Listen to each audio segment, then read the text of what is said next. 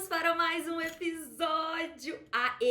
Eu juro que eu sei que eu tô sendo repetitiva. Eu já assumi isso nos 3 episódios que eu já comecei. Mas eu não vou deixar de dizer porque é sincero. É um episódio que eu tava muito ansiosa pra gravar. Porque eu estou encantada com essa mulher que está presente. Eu sou fã de mulheres incríveis, né? Isso não é novidade pra minha audiência. Eu espero que vocês saibam disso.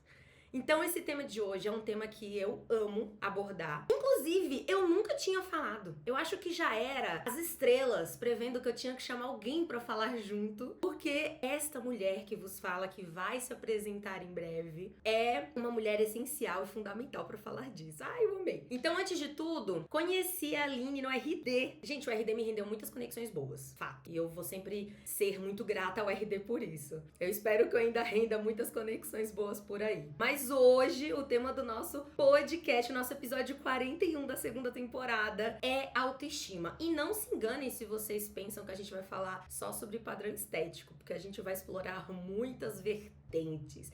Até porque mulher é sobre isso. Mulher são várias camadas e eu amo essa parte. Mas é isso, Aline, eu gostaria muito que você se apresentasse. Fique à vontade, o episódio é seu. Pode falar o que você faz, quem você é, o porquê que você está aqui. É o mais importante. Fique à vontade. Ai, Pri, muito obrigada pelo convite. Realmente o RD rendeu muitas conexões. Que legal. E a gente já até nos bastidores descobriu que a gente tem mais conexões, né? Assim, conexões improváveis. Eu tô muito contente de gravar esse podcast. Eu acho que é muito legal quando a gente encontrar pessoas que são autênticas, que querem falar com outras mulheres, que querem falar sobre temas. E eu acho que esse é o propósito da internet. Ela chegou pra isso. E aí, em algum momento, né? Eu tô em Manaus, você tá em São Paulo. Então, em algum momento, as pessoas deturparam e tornaram, às vezes, o caos que ela é. Mas ainda tem um lado bom. E as pessoas boas precisam se movimentar, senão vai ficar só o pessoal do mal. Verdade. Então, eu tô muito contente de conversar com você. Ai, que legal, Aline, eu concordo plenamente com você. E se teve uma coisa que eu gostei desse último RD também foi isso. A comunidade, eu acho que conectou pessoas muito legais, assim. Mas nos diga, quem é você, o que você faz? Quem eu sou, né? Essa é uma palavra de milhões, essa é uma pergunta de milhões. Mas se eu fosse me definir, eu sou a Aline, eu sou neta da minha avó e filha da minha mãe, primeiramente, mãe das minhas filhas. Essa, primeiramente, sou eu. Eu sou uma mulher em construção, que tá querendo encontrar a melhor versão de si, que tá buscando, inclusive, saber quem é também, porque até então os meus pensamentos me disseram que eu era uma pessoa, ou as opiniões dos outros me disseram que eu era uma pessoa.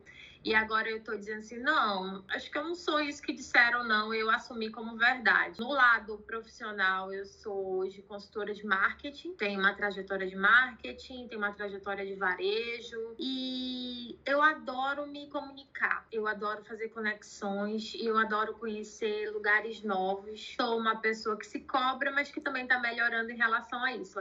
Veja bem, eu me cobro, estou me cobrando para não me cobrar tanto. Eu sou este paradoxo. Ai, eu adoro. Eu acho que assim, no fundo, infelizmente, tá? Acho que toda mulher é assim. Eu até tava comentando nos bastidores de novo, a gente citando os bastidores de novo, sobre um grupo que eu participo, a gente tava desabafando sobre isso. E a nossa cobrança é tanta, inclusive veio de um homem, né? Importante salientar. Mas a cobrança é tanta que a gente se cobra até do que a gente nem começou ainda, ou do que a gente nem planejou. Às vezes é só um sonho, uma ideia, uma coisa, e a gente já tá se cobrando do não, é impossível começar porque tem isso, porque tem aquilo, porque tem um monte de coisa. Às vezes é mais obstáculo do que propriamente falta do que ter pra começar mesmo, né? Então... acho que em algum momento alguém disse pra gente não podia nem sentar do jeito que a gente queria, né? A gente tinha que sentar de perna fechada. Então, acho que começa aí. Então, o homem pode sentar, imagine, o que é o ato mais simples do mundo é você sentar. Você senta, o homem pode sentar do jeito que ele quer, a mulher tem que sentar e fechar a perna. Então, essas micro gotas, você tem que fazer diferente do que você, do seu natural, faz a gente, quando crescer, já tá assim, nada do que eu faço pode ser bom, né? É o caminho que o cérebro aprendeu. Se você tiver qualquer ação natural, digamos assim, espontânea, acontece comigo bastante. Será que eu devia ter falado isso? Será que eu devia ter tido essa reação? Porque, né, se você não podia nem sentar espontâneo, que dirá falar, né? Então, acho que ficou ficou embutido, assim, na nossa cabeça. Teve uns últimos conteúdos que eu andei consumindo, e inclusive é por isso que você está aqui, porque eu estou encantada com o que você está construindo e divulgando. Que legal. Mas que me trouxe essa reflexão. Eu sempre tive esse pensamento, só que ao mesmo tempo eu sempre fui taxada de ser a estranha ou a esquisita por ir contra esses padrões. E quando eu falo padrão, é de forma geral. De novo, como eu já falei no início, não vai ser sobre a estética que a gente vai trazer. Mas a mulher tem muitos estigmas. Eu vi uma reflexão sobre, por exemplo, os filmes de princesas, e eu nunca tinha pensado como eles colocaram isso na minha cabeça sem eu ao menos perceber. Então, por exemplo, o que as vilãs são? As vilãs são mulheres que buscam o que elas desejam. E aí, por elas buscar... Tudo bem que muitas fazem coisas horríveis e cometem até crimes por isso. Mas o ponto quer dizer que por que a bruxa era queimada? A bruxa não fazia nada mais do que nossas avós faziam. Que era saber trabalhar com as ervas, por exemplo. E aí, você saber curar uma doença com uma erva que, né, indígenas sobreviveu há quantos anos sem hospital que foi só com isso. A minha ancestralidade, né? Que eu tô em Manaus aqui, a gente tem chá pra tudo e erva pra tudo. Exatamente. E eu cansei de ouvir histórias. Eu cresci, eu tinha muito problema com o intestino preso quando criança, sofri horrores. Mas eu recebi cada receita natural e minha mãe até pensava assim: comer uma semente de uma fruta. Comer um chá, tomar um chá que tem uma mistura X, tal. Uhum. Minha mãe pensava que mal vai fazer ser natural, então vou tentar. Alguns auxiliavam, outros não. Mas não importa. Se é natural, não tem problema necessariamente testar. A gente não pode ignorar que isso existe há muito tempo. Nenhum produto de cabelo vai ser melhor do que uma babosa. Não vai ter um efeito mais bonito. E também nada substitui uma boa alimentação. A galera também tá só introduzindo industrializados e quer que faça milagres. Não é nenhuma cápsula de vitaminas que talvez você nem precise que vai resolver a sua vida. Eu acho que as pessoas acabam... Eu ia falar que as pessoas acabam aceitando isso, mas o impregnado, como você mesma disse, eu concordo. Porque filmes infantis impregnam isso na gente. Eu vejo hoje, eu tenho uma visão completamente diferente. Mas brinquedos são limitantes. Cara, por que a gente é impregnada, né? Eu tinha... Quais eram os meus brinquedos e minhas brincadeiras? Era de ser dona de casa. Era de ser mãe. Era sempre no lugar do cuidado. Aí eu tive essa conversa até no episódio anterior com a nossa convidada, com a Cris. Por que a gente é ensinada a essa questão do cuidado e é imposto isso, não é nem uma opção, sendo que o homem também é provedor. O homem não só participou no espermatozoide. Eu acho também que são duas visões aí, sabe? Eu acho que tem mesmo o que foi imposto em relação à sociedade, a dizer que você é mãe, mulher, você é mãe, você é cuidadora. Eu acho que isso existe, isso é um fato. Mas quando você olha para as crianças também, tem uma coisa de identificação ali, sabe? Então, eu sou mãe, eu tenho 2 meninas, né? E o que eu enxergo também? Elas brincam de boneca, sim, elas brincam, elas falam minha filha e tal. Porque também tem uma identificação comigo. Então, assim, eu acho que também é um outro olhar. Eu enxergo todos esses padrões que a sociedade põe. Mas eu enxergo também que há uma naturalidade feminina, muitas vezes, e se identificar com a mãe, né? Então, assim, a mãe me cuida, logo eu cuido da minha bonequinha. Mas aí tem outra coisa também, quando você olha em projeção. As minhas filhas me veem dirigir. Então, para elas, na cabeça delas é assim: mãe, quando eu dirigir? Então, não existe essa grande conquista de habilitação. É um negócio que vai acontecer. Mãe, quando eu trabalhar, porque a mãe delas trabalha. Então, já numa sociedade que a gente já pega numa outra realidade, uma outra geração, por exemplo, eu tenho esse privilégio. Assim, eu fui criada por muitas mulheres, né? Então, como a maior parte das mulheres desse Brasil, que os pais são separados e tudo, né? Então, assim, tem a tia que cria um pouco, tem a avó. Então, eu sou mais um retrato dessa sociedade de abandono parental. A minha avó paterna, ela sempre dirigiu. A minha avó materna não dirigiu. A minha mãe foi dirigir, sei lá, acho que por volta dos 30, assim, dos 27. Não foi uma coisa que, com 18, ela foi lá e foi tirar a habilitação dela. Não era não foi algo que fazia parte daquela vida, iniciando a vida de adulto. Aí a gente vai vendo essas escalas. A minha avó nunca dirigiu, a minha mãe foi dirigir já numa vida mais adulta, mais madura.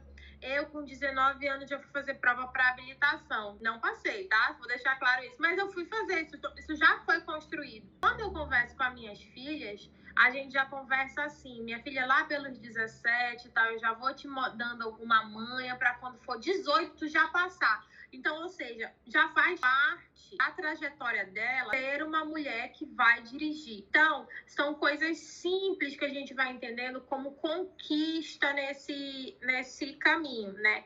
E aí a gente tá falando de identificação. Então, essa questão, assim, também de você brinca com boneca porque você se identifica com a sua mãe, porque a sua mãe só brincou de boneca. Isso vai sendo repassado muito mais, talvez, só do que uma cultura é para menino ou é para menina. Tem uma narrativa aí que foi construída historicamente com que faz com que esses brinquedos sejam divididos e também como você se identifica. O menino vê o homem, ele vê o pai. Então, se ele vê o pai, eu vou dar um exemplo aqui do pai das minhas filhas.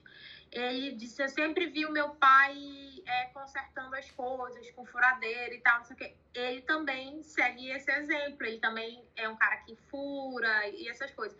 Mas tem muito homem que não faz isso, que não sabe fazer. Talvez não tenha visto em casa, talvez não tenha uma identificação. Então eu acho que tem esses dois lados, sabe? Pra gente olhar também. Ai, deixa eu te falar, vou falar um adendo aqui. É por isso que eu amo conversar. E por isso que eu tô amando essa parte do podcast que eu tô trazendo convidadas. Eu não sou mãe. Então, tudo que você falou, eu tentei pensar no meu reflexo como filha, mas você falou coisas que eu nunca pensaria, por eu não ser mãe. Então, isso pra mim tem uma riqueza. Eu não conseguiria mensurar, porque são coisas que eu tô aprendendo e eu concordo com você. Eu concordo. Eu acho que eu não alteraria em nada. Inclusive, eu fico pensando, né? Se eu fosse mãe, como eu lidaria com essa situação?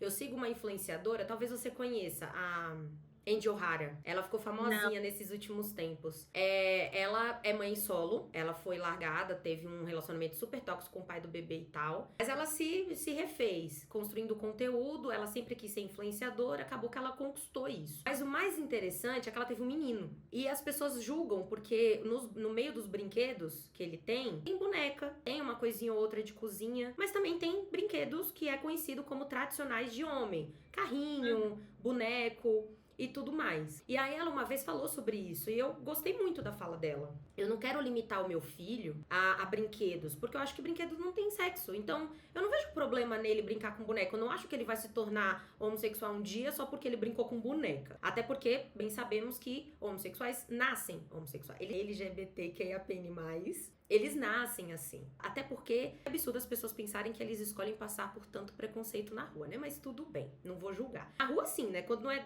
até na própria casa, mas tudo bem. Acho que até próprio, né? Acho que começa nisso, assim, porra, eu sou diferente, assim. Tem uma coisa assim, né, que deve ser conflituosa. Se já é difícil passar pela puberdade, não importa o seu gênero, imagina nesse lugar. Então, assim, eu nem vou entrar nesse mérito, mas eu acho um absurdo esse pensamento, mas tudo bem. Aí eu ouvindo isso, eu pensei em mim, né? E eu lembrei que eu tinha os meus brinquedos considerados femininos. Eu amava, vou deixar bem claro que eu amava.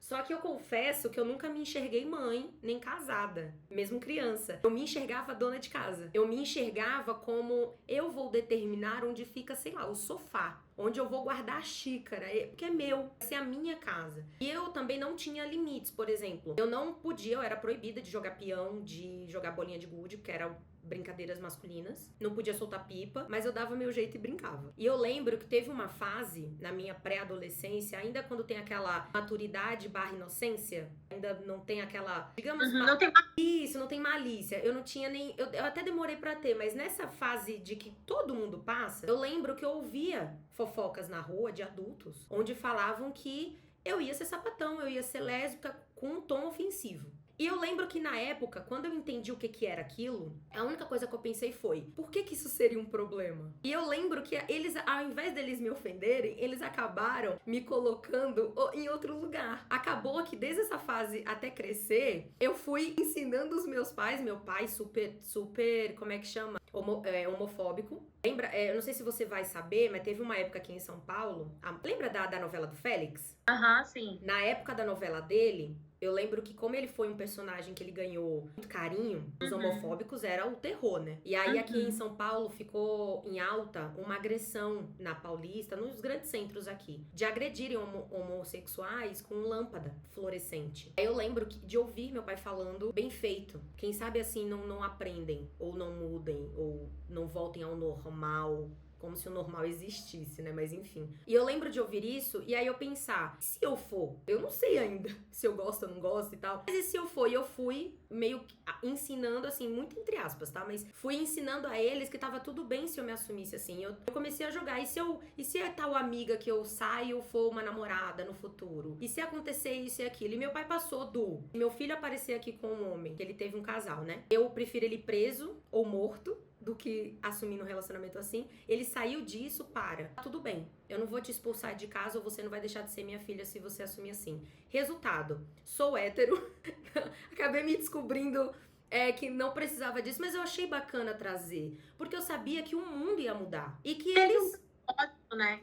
Teve um propósito, mas aí tem umas coisas assim, talvez, Priscila, né? Da minha visão, que a gente não quer ser rejeitado.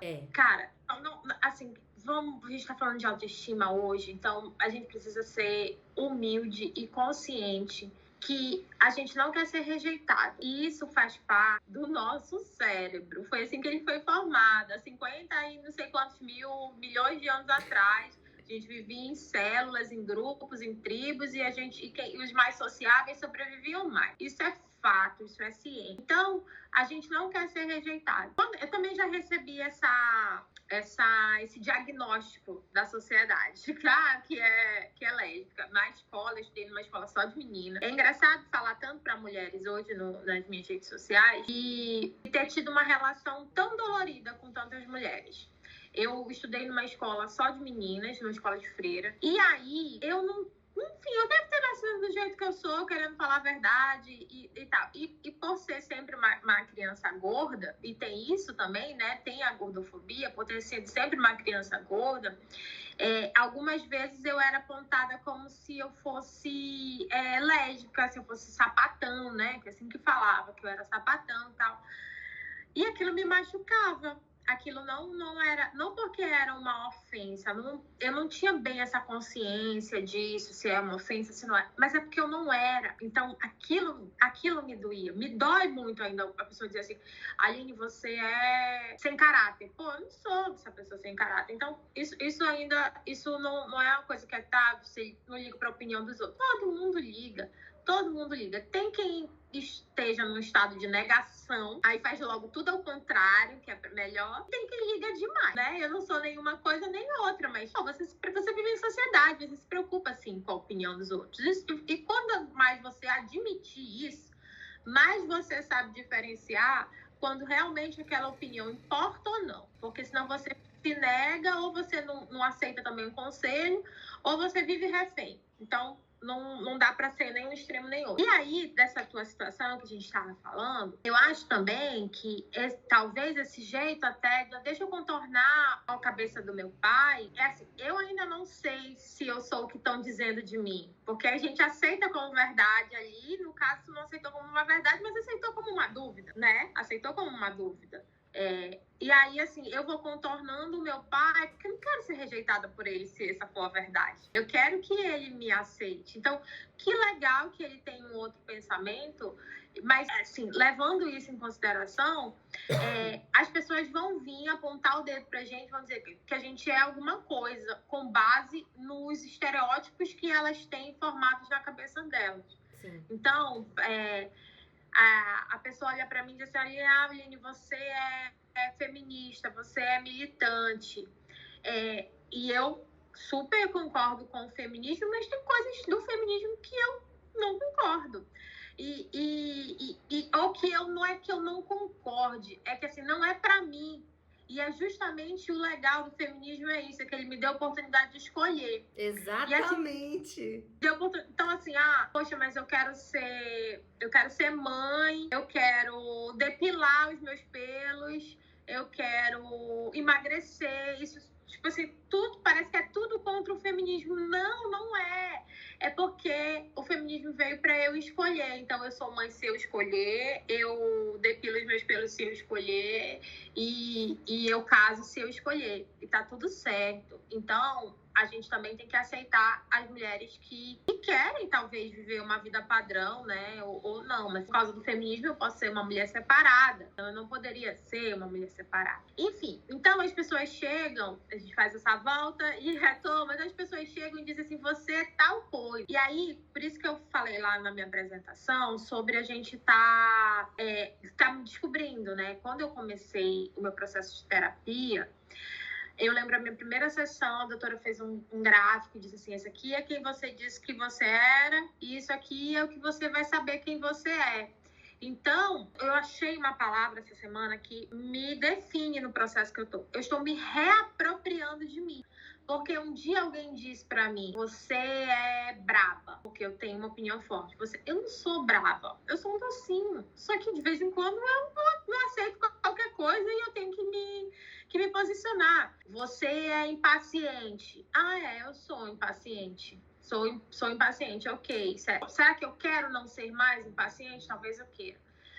Então, tem coisas que as pessoas vão e dizem, aí, pô, diz, você é lésbica, você é feia, você não sei o quê. E a gente toma isso como uma verdade na nossa cabeça.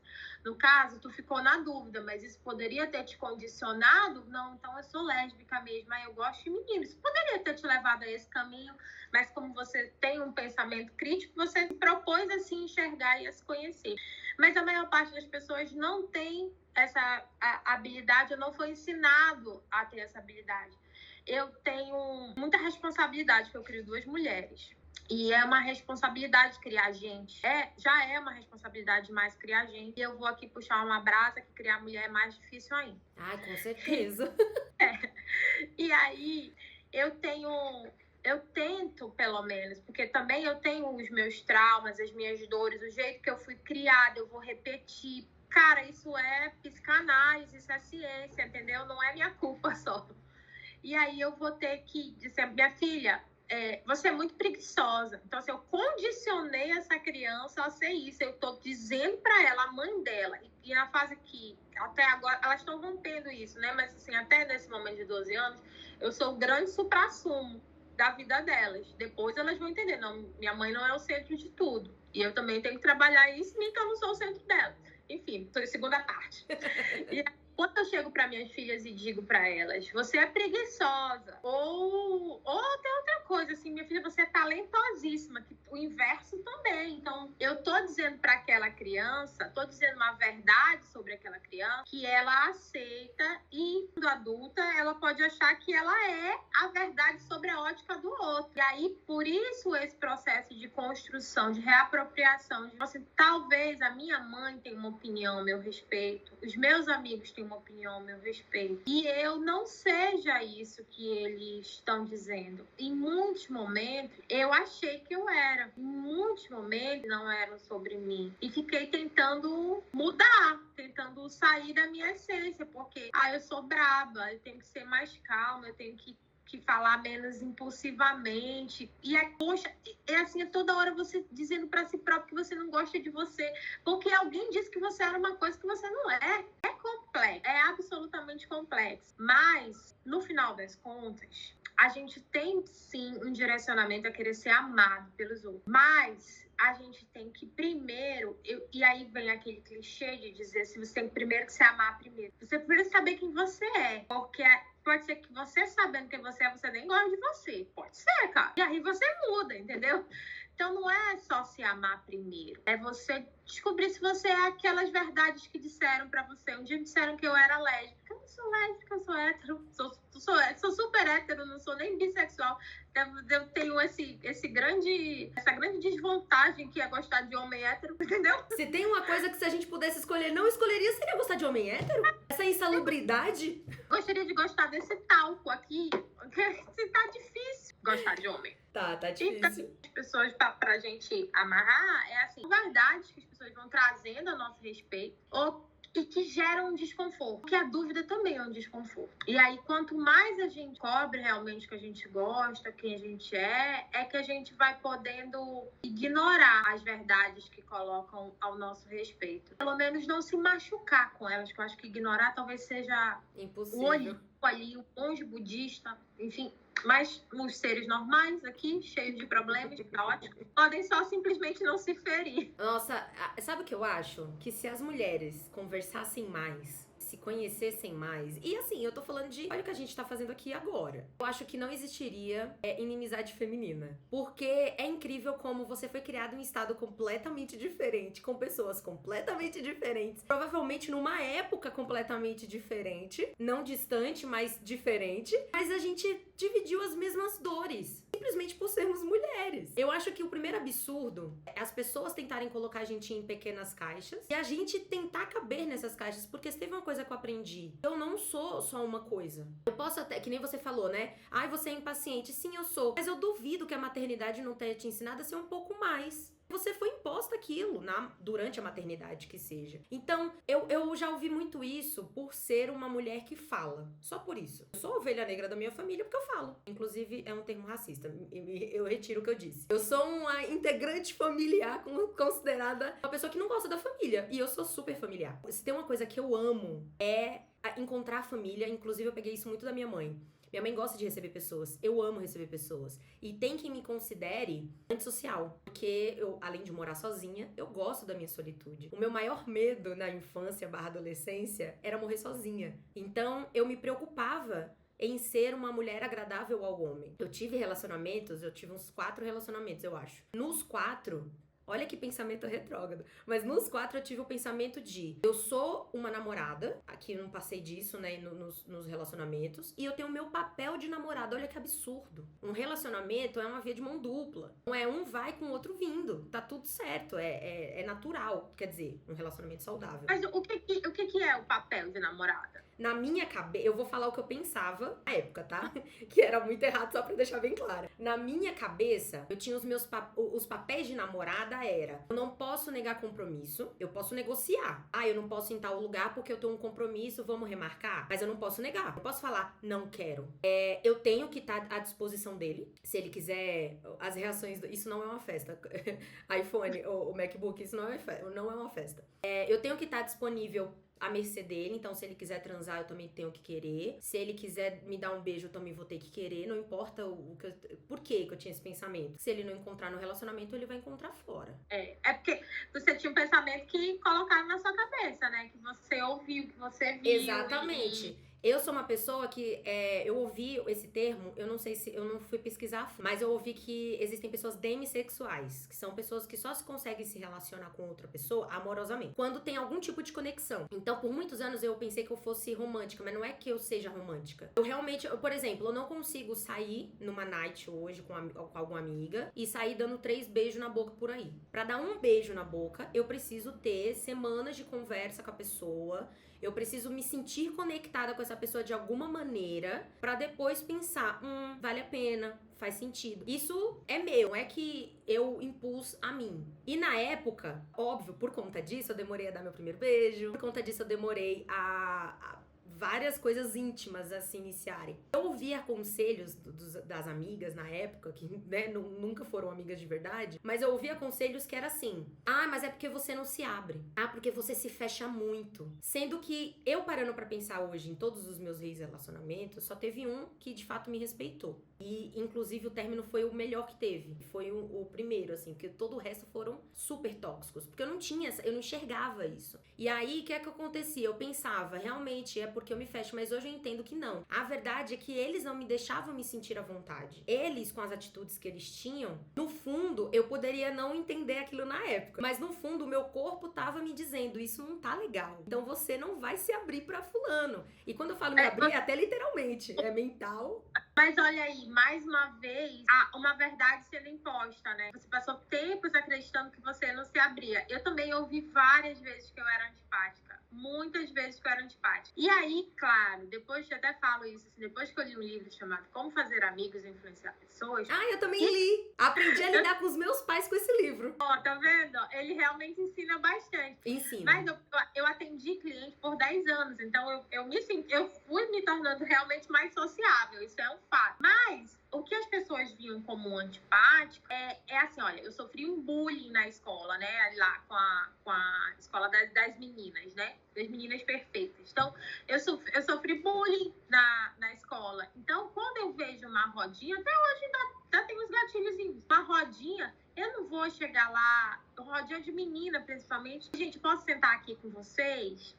Eu não vou fazer isso, entendeu? Porque eu fui rejeitada por grupos de colegas e eu não vou fazer. Tu não vai meter a mão no fogo se tu já se queimou. Mais uma vez é neurociência, enfim. E aí, quando a gente olha isso, a gente vê assim, as pessoas pegam e dizem assim, você não se abriu. Aí não sabe qual é a tua história por trás disso, né?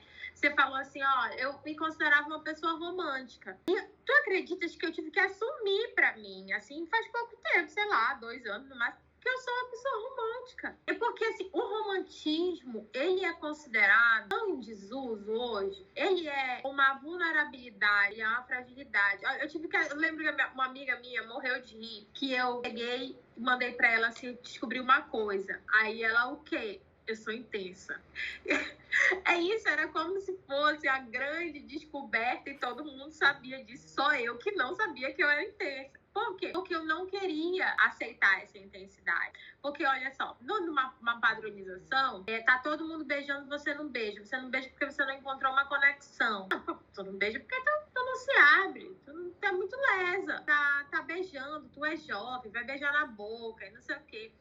E aí, quantas vezes a gente faz as coisas porque todo mundo fez, né? Mas eu acho que algumas coisas consideradas fraquezas na sociedade, elas precisam ser assumidas, nem que seja pra gente na frente do espelho, sabe? Eu sou uma pessoa que se expõe bastante. Também fui muito criticada por me expor, muito criticada.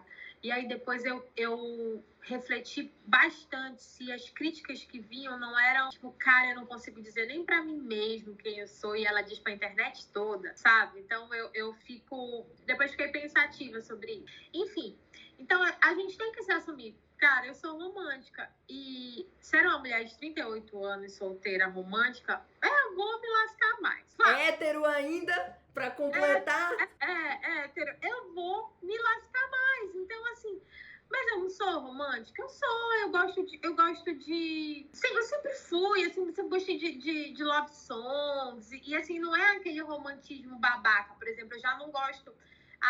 ganhar flores, deixa meus olhos brilharem. Olha assim, uma coisa que é super romântica, clichê, e eu detesto, que é você parar uma cidade ou parar um local público pra pedir uma pessoa em casamento. Nossa, já aconteceu comigo. O menino é péssimo, é horrível. Aconteceu comigo também, né? E eu digo, mas hoje eu acho que aquilo fala tão mais sobre deixa todo mundo ver como eu sou lindo. Ou talvez, assim, em público, talvez ela não negue. Sabe, eu não acho hoje, talvez pela minha própria experiência, que seja algo no sentido de quero realmente ser romântico. É mais assim, olhem para mim, eu sou maravilhoso. Entendeu? Sabe, eu olho isso pode ser uma opinião errada. Não, faz sentido. Eu acho que faz sentido. É como eu enxergo. Que eu acho que é tão mais genuíno você tá olhando. Aí o meu romantismo puro, claro, a sós, num lugar íntimo em que você se desnuda como vulnerabilidade, pedindo pra outra pessoa te amar e aquela pessoa responde só pra você. Então, o meu romantismo, ele foge do clichê, mas ele não deixa de ser romântico. E aí foi uma colega minha de trabalho, uma amiga, inclusive, né? Uma amiga, pra eu dar o devido título a ela, disse assim, tu é romântica. Então, quando ela disse isso, assim, romântica, e olha, faz tempo. E assim, conforme a terapia, eu fui enxergando. nossa, eu sou romântica mesmo. Mas aí também foi assim, ela disse que eu era romântica, eu neguei que eu era romântica, depois eu assumi, me rejeitei, porque eu me considerava uma idiota por ser romântica.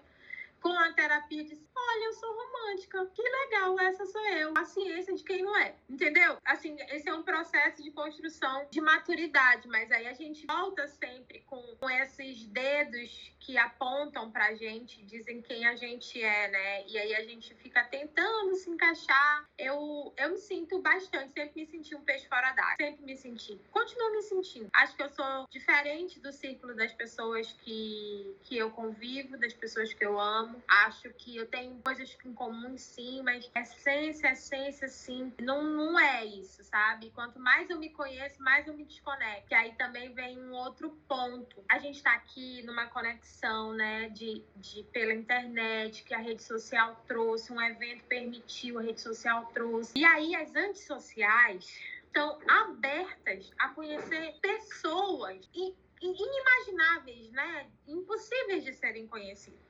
Então, será que a gente é tão antissocial assim? Será que essa era Jamais. a palavra? Não era. A palavra pra gente era assim, cara, eu não vou me conectar com aquilo que não faz sentido pra mim. Paciência se tu segue a moda, paciência se tu segue o que a banda toca. É muito difícil andar na contramão. É muito difícil. É dolorido andar na contramão, inclusive. É cansativo. Nossa, não sei nem se tem vantagem. Só o fato de você olhar para si próprio e dizer assim, pô, eu sou isso aí mesmo. E Jesus sabe que eu sou uma pessoa cristã. Então, eu considero isso, cara. Não tô sendo aceita nesse mundo, vou ser aceita por Deus. Penso dessa forma. Eu também penso igualzinho.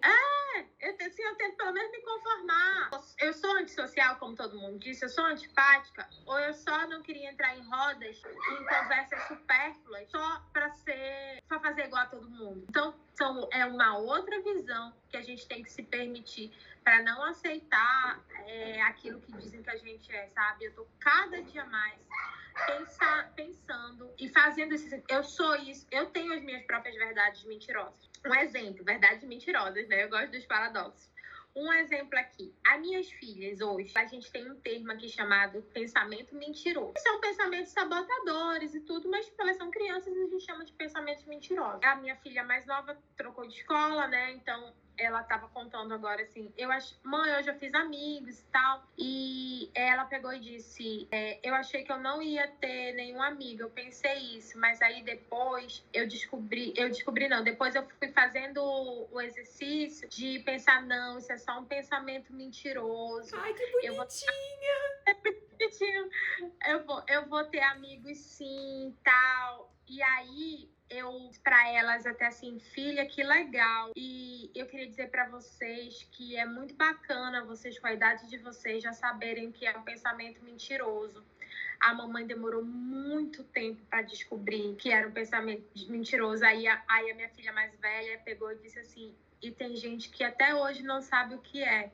E é uma grande verdade. Então, elas já entendem que, assim, quando a gente elas falam mal própria ou olham para a vida com um retrato negativo, isso é um pensamento mentiroso. E, às vezes, quando eu tô numa fase difícil e digo assim, eu sou uma idiota, eu só faço tudo errado mesmo, tá vendo? Olha, o que tem eu ser romântica, sabe? Qualquer coisa nesse sentido. E eu externalizo, falo em voz alta, num dia difícil, por exemplo, elas dizem para mim, isso é só um pensamento mentiroso, mamãe.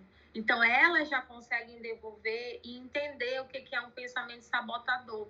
Então, elas vão crescer, elas vão entender o que é síndrome da sabotadora, e elas vão sempre se lembrar disso, é um pensamento mentiroso. Então, para mim, isso é muito valioso, porque eu não aprendi. Então, hoje eu ainda luto com esses demônios dentro de mim, sobre que eu sou a antissocial, que eu sou a antipática, né? Ou eu sou aquela garota que ninguém gostava na escola, ou que foi rejeitada, né, nos diversos relacionamentos.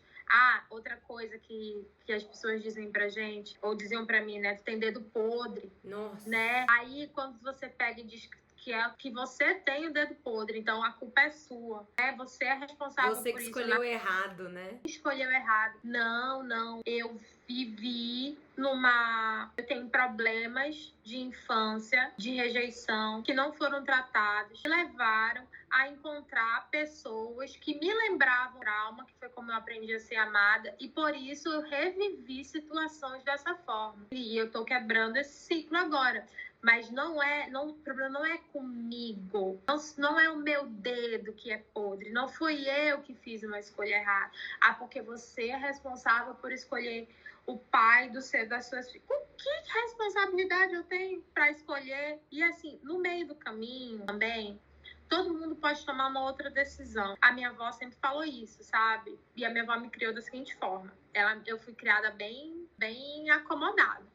Eu não lavava louça, eu não fazia nada em casa. Minha avó a linguagem de amor da minha avó é a linguagem de serviço. E eu me arrependo hoje, porque eu sei quantas vezes eu podia ter tido um olhar colaborativo dentro de casa e eu não tive. E não fui convidada a ter, porque foi assim que ela considerava que era o amor. Então, tudo bem também, não é culpa da minha avó se eu não lavava a louça e também não é então culpa minha. Vamos perdoar todo mundo. Mas aí, ela sempre dizia assim, você pode mudar? Ela sempre dizia isso. Então, porque a minha avó não me ensinou a fazer as coisas, não é por isso que eu vou deixar minha casa jogada. Porque eu já sou adulta, então eu posso tomar uma outra decisão em relação à minha vida. Então, a gente também não pode só culpar os traumas. Então, eu trouxe essa narrativa, esse discurso, falando assim, a gente não tem dedo podre, né? Olha, a gente não é antissociável, a gente sofreu bullying. Mas aí, quando a gente entende o motivo disso, a gente tem uma chance de fazer uma escolha sobre... A gente está no estado consciente, né? Acho que é Jung que fala que se você não trouxer o inconsciente, pro consciente você vai ser sempre escravo disso, né? Dessas repetições. Ele tem uma frase que fala esse sentido. Então, eu já sei que é isso. Eu já sei que eu escolho caras errados porque eu repito os estereótipos do meu pai. Foi o jeito que eu aprendi que homem se comportava. Então, assim, ok, se você já sabe disso, o que você vai fazer para fazer uma remodelagem? O que você vai mudar? Porque você pode tomar uma decisão diferente. Então, o trauma, quando ele chega nesse estado de consciência, ele vem para que a gente tome uma decisão, porque senão a gente vai ser sempre realmente a pessoa do dedo podre. A gente vai até saber que a gente não é, que a gente é vítima, né? Como hoje você tem consciência, né? Nossa, eu fui vítima de relacionamentos tóxicos e tudo, mas e aí, o que você vai fazer com isso que você sabe agora? Como é que você vai fazer diferente agora? O que você vai fazer para ter outra visão, para escolher novas pessoas? Então, você é antissocial, eu sou antissocial. Como que eu posso também me abrir mais, talvez, fazer outras conexões? Essas conexões para mim são importantes, então eu vou procurar círculos que me apresentem pessoas com essas conexões. Senão eu vou social. Eu não sou antissocial. Eu sei que eu não sou. Eu sei só que eu não gosto de qualquer pessoa. Então, quem são as pessoas que você gosta? Onde estão as pessoas que você gosta? Porque senão você só fica ali, eu não gosto de ninguém, então eu vou ficar sozinha. Sabe? A gente também, às vezes, tem que sair desse lugar de vítima do trauma e passar a ser protagonista da nova vida. Ai, nossa. Falar com pessoa que faz terapia, gente. Ai, olha, eu nem sei dizer o que eu sinto. Primeiro que eu também faço terapia. E, inclusive, eu queria deixar aqui uma coisa que eu sei que não é muito feita. E eu quero deixar bem claro. Você é uma mãe incrível. Você é uma mãe maravilhosa. Você é uma mãe que, assim, antes de qualquer coisa, porque você tenta ser melhor. Só o tentar já vale muito. Porque isso de você ensinar para suas filhas sobre os pensamentos intrusivos sabotadores, isso é tão rico, Aline, você não faz ideia. Você não faz ideia. Eu sei que você faz porque você faz terapia. Mas eu quero dizer assim, eu sofri muito bullying também. E eu sofri coisas tão absurdas que às vezes eu conto pros terapeutas. Eu já tive uns 3 ou 4 terapeutas. E eu lembro de sempre falar, eu sei que parece mentira, eu juro que eu não sou tão criativa assim, porque teve pessoas que fizeram atrocidades comigo. E eu lembro que os meus pais, eu não culpo eles, só pra deixar claro. Eu sou madura o suficiente hoje, em terapia também eu aprendi, que eles tiveram uma vivência diferente, eles tiveram uma educação diferente, eles tiveram um mundo diferente. Então existem coisas que pra eles é um absurdo. Por exemplo, eu já fui pra cidade deles e fiquei só na casa de amigos. Eu não fui pra pra casa de um parente. Porque quando eu fui humilhada. Porque quando eu fui ofendida. E porque quando eu fui, eu só servia pra ser pedido dinheiro ou tirar alguma vantagem. Então, quando eu repeti, porque eu fui com o meu dinheiro, eu fui com o meu trabalho, eu me propus eu só vou em lugares que eu sei que eu vou ser acolhida. Que eu sei que eu vou ser bem recebida. Também muito querida. E aí, eu lembro que eu fui julgada pelos meus próprios pais. De como assim você vai pra nossa cidade e não vai ver sua tia, não vai ver seu tio. Então, eu sei me colocar, eu tenho essa consciência, dói como você colocou, porque realmente você ir contra, eu sempre fui contra na infância a seguir modinha. Eu no máximo usava aquela blusa que tava todo mundo usando, aquele modelo de calça que todo mundo tava usando quando passava a moda e olhe lá, porque eu sempre odiei. Inclusive, o azul do cabelo da minha vida é porque uma vez eu ouvi. Eu lembro eu lembro até hoje dessa cena. Fiz um aniversário de 6 anos e todo mundo, antigamente, né, geração 90, eu nasci em 93, tirava foto da cama cheia dos presentes e comigo lá fazendo pose. E aí eu lembro até hoje que meu vestido era azul, era lindo o meu vestido. Eu também tava com uma maquiagem ótima, porque eu tava com o olho roxo, que eu tinha caído dias antes, mas belíssima. Laço rosa na cabeça. E aí eu parei pra ver as fotos um tempo depois, criança ainda. E eu só vi rosa. E eu fiquei sem entender. Por que eu só ganhei um presente rosa? Quando meu irmão fazia aniversário, ele era colorido.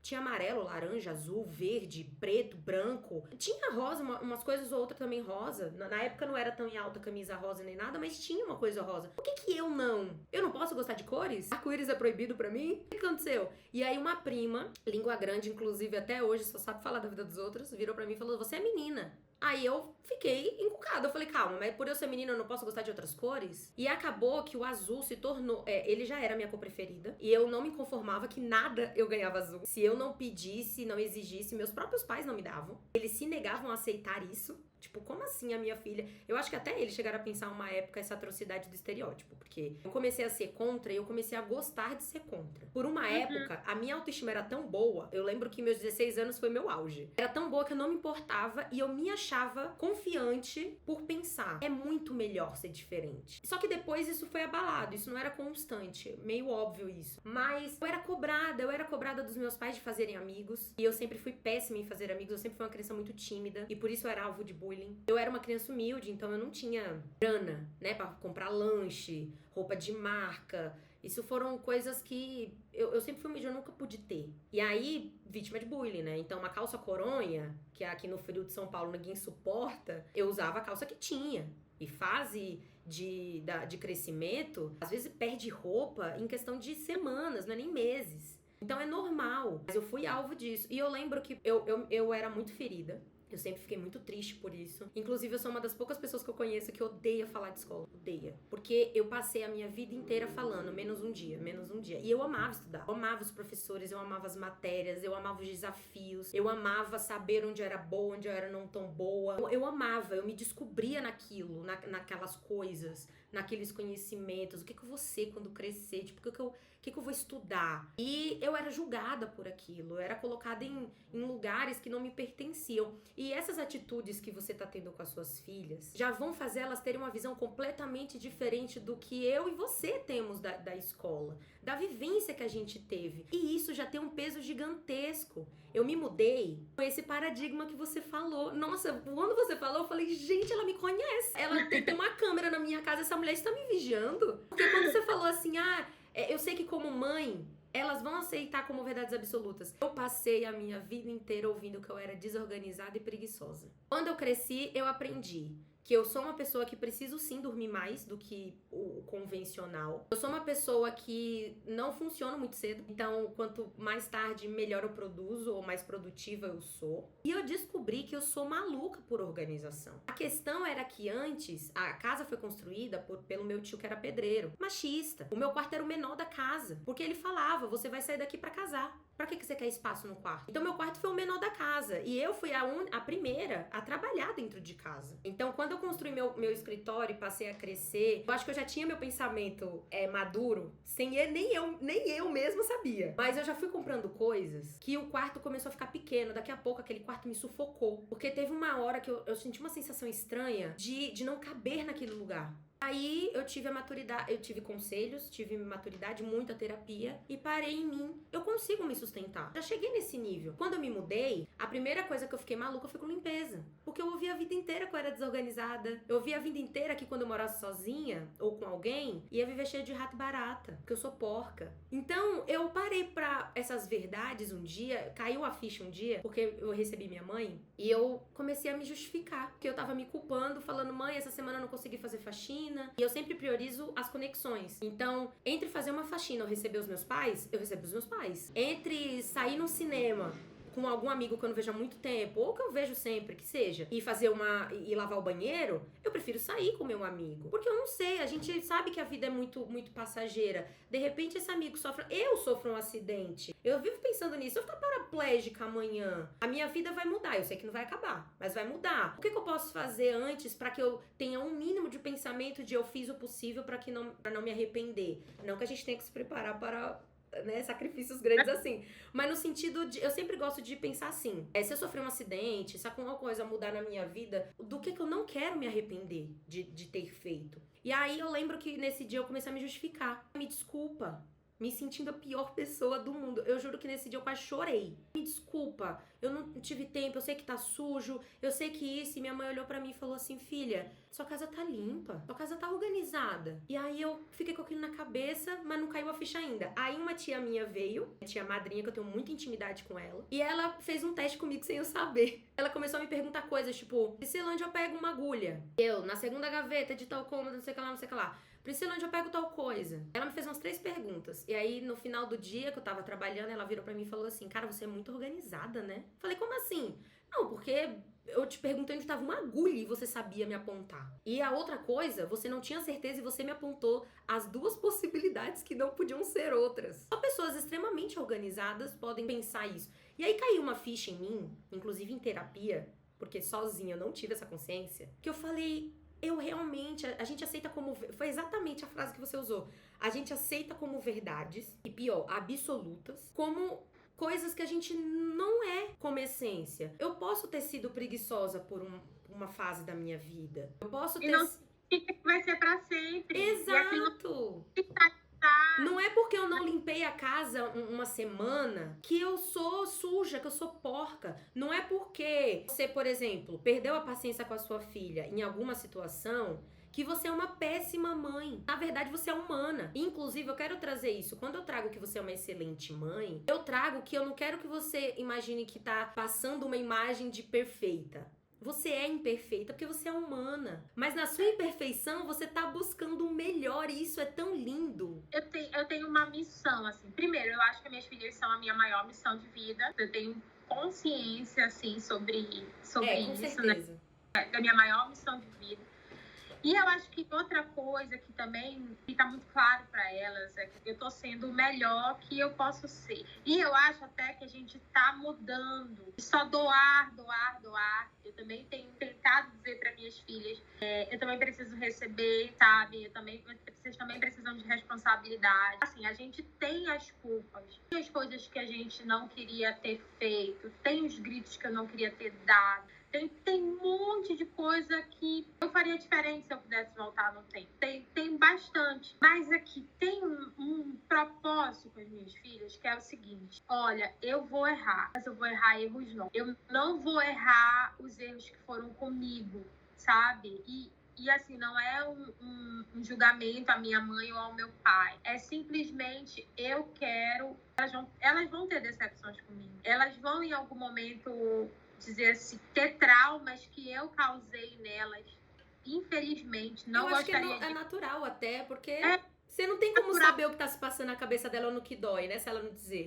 É natural você se decepcionar com os seus pais. Isso é da natureza também. Inevitável, eu diria até. Inevitável, exatamente. E aí, eu quero... Mas eu só quero que seja diferente, sabe? Acho que eu quero ferir outro lugar que eu fui ferida, porque os lugares que eu fui ferida, eu sei o que dói. Então, eu não quero fazer isso com ela. Você tá quebrando ciclos, cara. Isso é muito bom.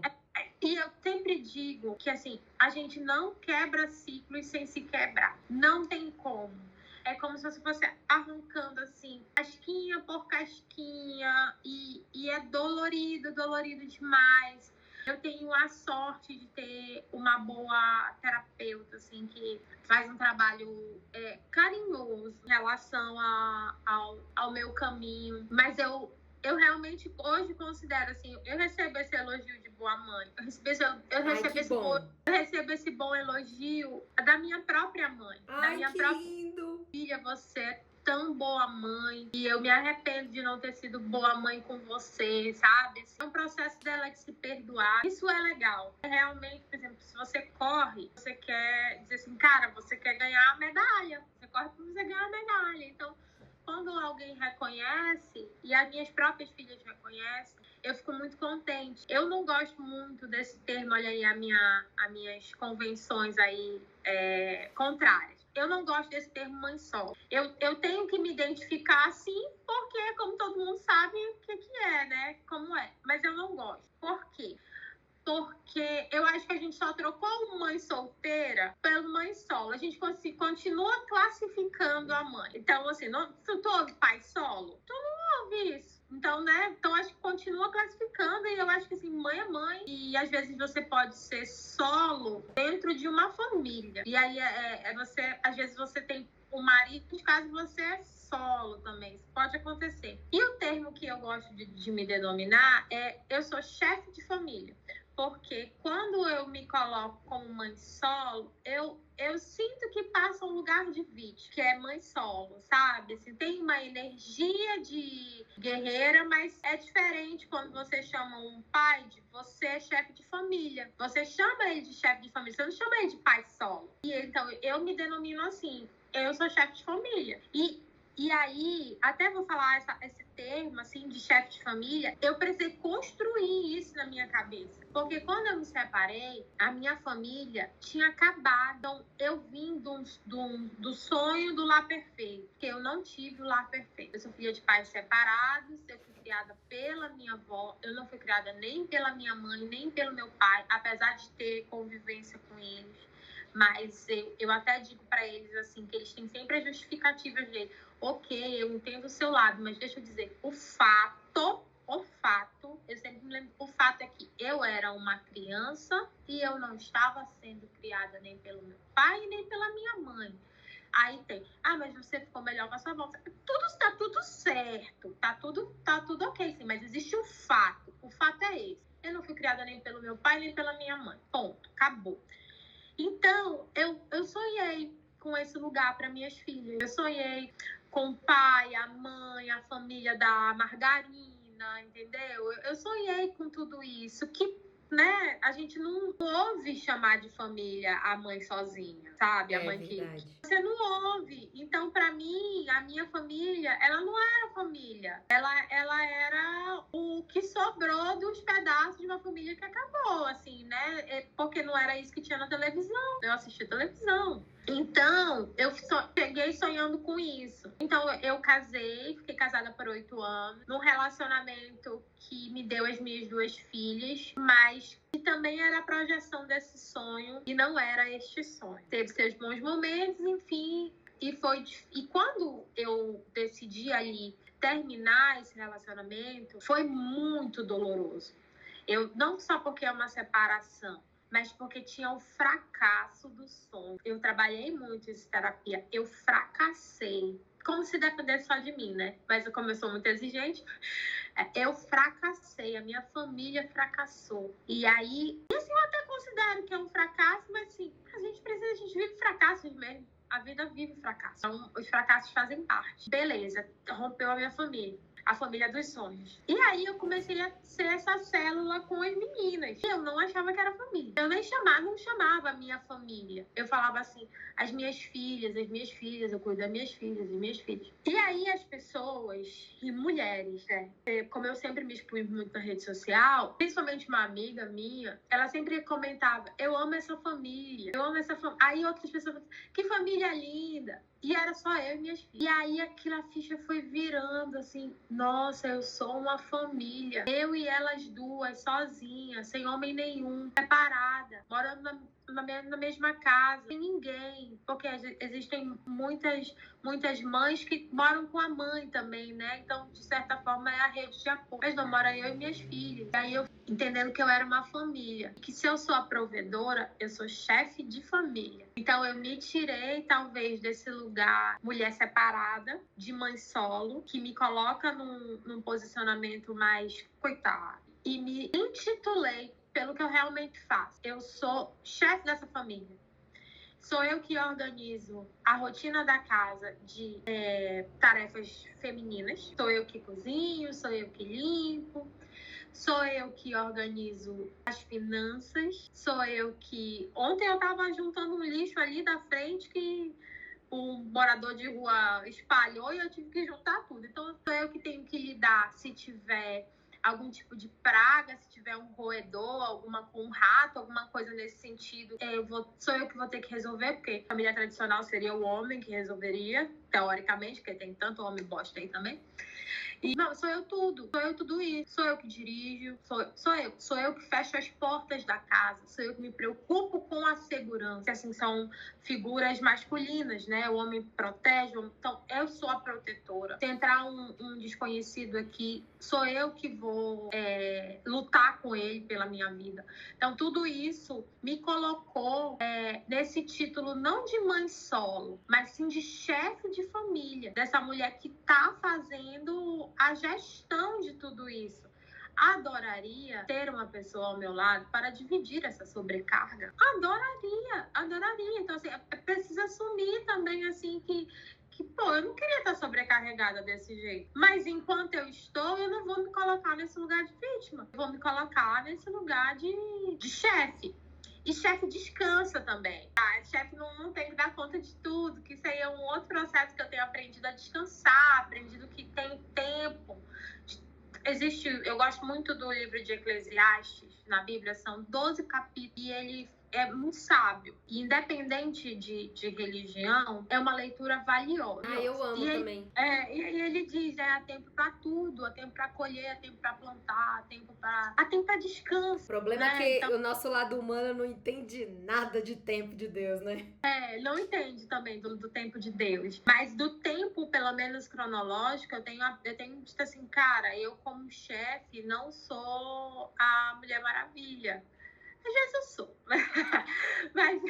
Olha, eu diria que na maior parte do tempo sim, mas gostaria de acrescentar um fator importante aqui. Isso, sem querer, um pouco querendo, mas sem querer querendo, você tá criando mulheres fortes. Você tá criando, e melhor, você tá criando mulheres corajosas. Eu tive um dos meus maiores receios de morar sozinha era de não saber lidar. Porque tinham coisas que eu pensava. Coisa de homem. Eu não sei trocar uma lâmpada, eu não sei isso, eu não sei aquilo. E se teve uma coisa que eu sempre fui, é que eu nunca gostei de depender de ninguém. O que às vezes pode ser até um defeito. Eu reconheço. A gente também tem que... maturidade é também reconhecer quando você precisa de ajuda. E eu não tenho... Eu aprendi isso, porque eu nunca tive. Então, isso me ajudou em uma parte da minha vida, que foi aprender a me virar. Eu lembro que quando chegou minha mesa, eu vi assim, vou esperar meu pai. Aí eu combinei com meu pai do final de semana ele ir pra ele me ajudar a montar. Aí eu pensei, cara, eu tô sentindo falta de uma mesa pra comer. E aí eu vou deixar de comer numa mesa, porque meu pai só vai vir um sábado. Detalhe que no decorrer da semana ele acabou cancelando. Só que assim, eu fiquei agoniada de ver aquela bagunça, aquelas caixas, aquelas coisas. Eu falei, por que eu não tento? E aí, aparentemente era fácil, não era fácil. Tentei muito, perdi assim, acho que 2 ou 3 horas numa cadeira. Só que depois que eu peguei o jeito, foi fácil. Depois que eu entendi o macetezinho da posição da peça, não sei o que lá. E aí eu lembro que eu acabei aquilo tão orgulhosa, mas tão orgulhosa. Eu me senti naquele dia determinada e pronta pra encarar qualquer desafio. Porque eu pensei, se eu conseguir me superar nisso, eu consigo me superar em qualquer coisa. Então, assim, você tá criando mulheres que vão ser assim no futuro. Tudo bem se elas quiserem dividir a vida com alguém. Tudo bem se elas determinarem que, tem coisa que só o meu namorado, só o meu marido faz. É como você falou, não tem problema nenhum você assumir os seus desejos. Mas... que bom que elas não vão parar a vida delas. E eu te asseguro isso com toda certeza, porque o que você faz com elas, você tá ensinando essa confiança. Eu lembro que a vida inteira, eu sempre gostei de artes. E a vida inteira eu entendi que ninguém gostava do que eu fazia. Então a vida inteira eu falei, eu não desenho bem, eu não escrevo bem, eu não faço tal coisa bem. Porque eu via minha mãe jogando fora os meus desenhos e tal. Aí uns anos atrás, a minha mãe do coração, eu não gosto de chamar ela de babá, porque ela foi minha mãe. Foi ela que me ensinou a limpar a bunda. Não tem como eu chamar uma pessoa dessa de babá. E ela viveu a vida inteira do meu lado. Ela é irmã da minha avó, que também é de coração. E ela foi uma mãe pra minha mãe. Então, consequentemente, eu chamava ela mais de vó do que minhas próprias avós de sangue. E eu lembro que, há uns anos atrás, ela veio me visitar e ela me contou. E ela ficou muito triste porque um quarto lá da casa da minha avó pegou umidade e ela perdeu a minha caixa de lembranças. Eu falei, caixa de lembranças? Ela, todos os desenhos que você fez pra mim estavam dentro daquela caixa. Eu lembro que eu chorei. Eu fiz 31 anos ano passado. Eu tava uma mulher de 30 anos chorando porque uma pessoa tava triste porque perdeu os meus desenhos. E eu lembro que aquilo me machucou, me emocionou, na verdade, né? Porque eu considerei que ninguém guardava. E aí ela virou pra mim e falou assim, não era sobre como você fazia, era o porquê que você fazia. Eu nunca tive filhos, você foi a minha filha. E eu achei que tinha tanto amor empregado naquilo que eu não conseguia jogar fora. Eu sabia que aquilo podia atrair barata e ela é loucamente avessa a barata. Ela odeia barata, ela tem pânico de barata, inclusive acho que acabou passando pra mim esse pânico. Mas tô muito orgulhosa que lidei com uma sozinha, graças a essa fortaleza que ela acabou gerando depois. O bacana é isso. E logo depois disso, também teve uma situação com os meus pais, que eu sempre fui a pessoa que dá um presente e acrescenta com algo manual. Porque eu acho que o que tem de mais especial no presente não é o presente. Pra mim, é o pensar que você separou... É que nem agora, você tá me dando um presente. Porque você separou algumas horas da sua vida pra me encontrar, pra conversar comigo, pra se abrir, pra falar sobre coisas que você não falaria em qualquer circunstância ou qualquer situação, talvez na sua rede social em algum momento. Mas isso pra mim é um presente, porque é algo único. E eu pensar que alguém saiu de casa e pensou no que a Priscila gosta, isso pra mim já é um máximo de pensar de, poxa, eu sou especial pra alguém. Então, eu lembro que uma vez eu dei um presente pro meu pai de Dia dos Pais e foi também pouco tempo, foi um pouco depois do que a Janda falou pra mim, Janda é a minha mãe do coração. E ele falou assim pra mim, eu dei o presente pra ele e ele falou, cadê a carta? Aí eu parei assim, carta? Cadê a carta? Você sempre faz uma carta, sempre faz um desenho, sempre faz Na pandemia eu acabei me dedicando ao lettering, que eu sempre fui apaixonada. E aí eu falei, pô, por que não tentar? E aí na pandemia eu acabei aprendendo eu tava esperando receber um lettering de Dia dos Pais. E aí eu virei, eu falei, sério, pai? Ele, a melhor parte dos seus presentes. E na época, eu tinha dado um dos presentes mais caros que eu já tinha dado pra ele, que foi um relógio, que inclusive foi ele que me ensinou a gostar de relógio. E eu lembro que de ficar assim, chocada. Então, eles gostavam, mas eles nunca falavam. E a educação que eles receberam é essa, eu não preciso dizer. Eles fala, né, que não demonstra. Exatamente. E aí eu pensava assim, gente, mas a parte mais legal é vocês demonstrarem, porque não tem como adivinhar. Inclusive, eu aprendi que eu tinha isso um pouco. Nos meus ex-relacionamentos, eu não tiro a minha participação. Eu fui muito tóxica em algumas partes também, em alguns aspectos. Porque, por exemplo, eu não era ciumenta, nunca fui. Mas, em contrapartida, eu pensava que eles tinham que ler meus pensamentos. Eu fechava a cara e como assim ele não percebeu que eu fechei a cara? Como assim ele não percebeu que eu fui grossa? E como assim ele não percebeu que aquilo específico, que na época eu nem devo ter reagido, aquilo me machucou? Então, em terapia... Eu descobri que é o seguinte, não espere que as pessoas adivinhem o que você tá pensando, diga o que você sente agora. Se você se abriu, mesmo que seja simples, falar assim, Aline, isso que você me falou me feriu. Eu sei que não foi sua intenção, mas eu me senti ofendida. Você pode ter feito sem querer, sem intenção de fato. Mas o que você vai fazer? A partir do momento que eu digo que como eu me senti, aí sim fala sobre você e não fala sobre mim. Mas se eu não digo, você não vai adivinhar, né? Se você pede desculpa se você pede desculpa e não muda, você não pediu desculpa. Você só pediu permissão pra continuar fazendo. Exatamente. E são coisas que eu só descobri em terapia. Inclusive, eu só descobri que eu sofri um abuso no meu ex-relacionamento em terapia. Eu terminei sem saber. Aí passou-se 6 meses e em terapia, a terapeuta me perguntou: por que você não chama o que você vivenciou de estupro e de abuso? E eu lembro que eu fiquei em choque, eu desliguei na cara da terapeuta e fiquei questionando a minha vida inteira. Minha vida inteira veio abaixo, porque eu pensei assim, ela não falou à toa, eu não achei que ela foi ofensiva, grossa, nem nada. Mas o que me deixou em choque foi o impacto daquela coisa pesada. E por que eu me tirei desse lugar? Por que é tão difícil falar sobre isso? Inclusive, falando sobre isso, eu quero já fazer uma pergunta que faz todo sentido. Eu acho que você já respondeu, mas foi por conta de tudo isso, por conta de você ser mãe, de você ver que você tá construindo 2 mulheres, ou pelo menos fazendo boa parte delas, porque eu sei que a vida também tem sua participação, que elas vivem sem você presente. Mas foi por isso que você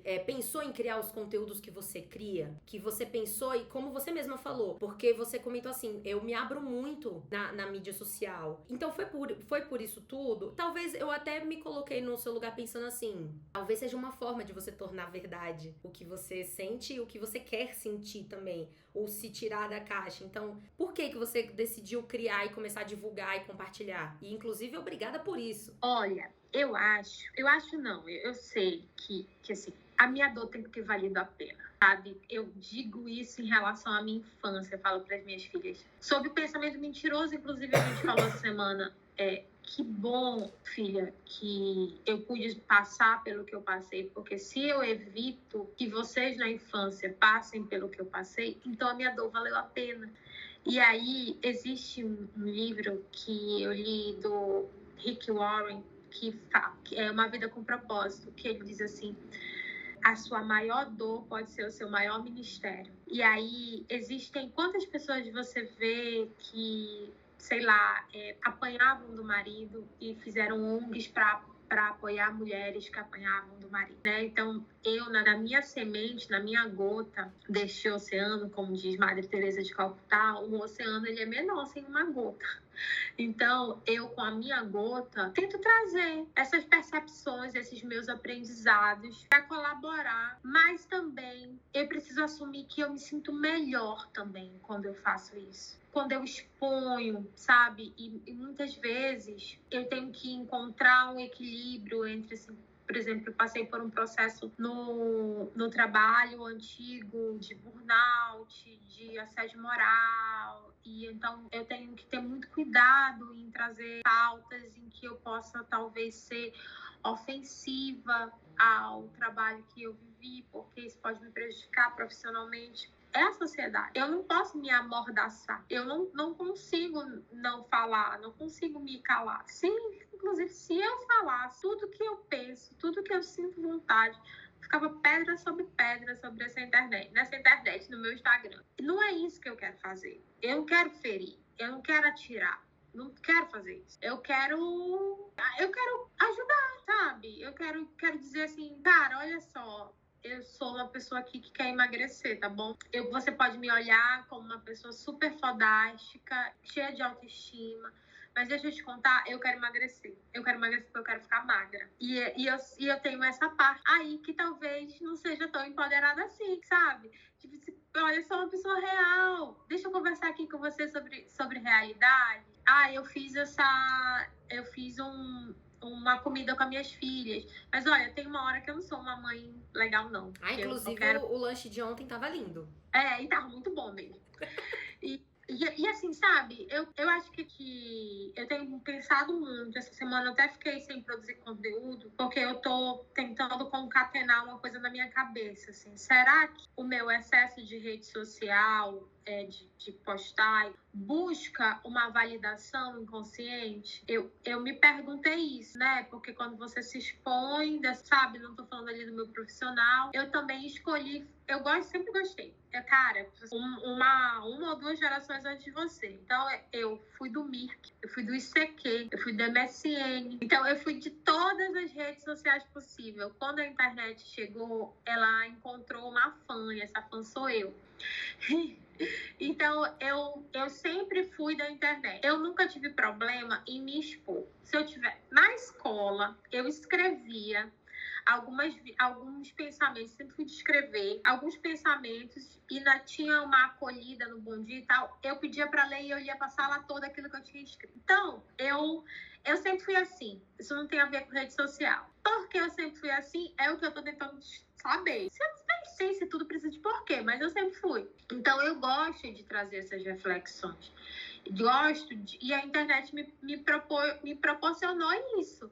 Me proporcionou ampliar, né, essa fala. Tem muitas pessoas que conversam comigo e dizem assim, cara, foi porque eu li isso. Eu acho que tem muita gente que me conhece pessoalmente e tem uma visão sobre mim, e quando vai pra internet, olha meu Instagram, aí diz, nossa, eu pensei que ela era totalmente diferente.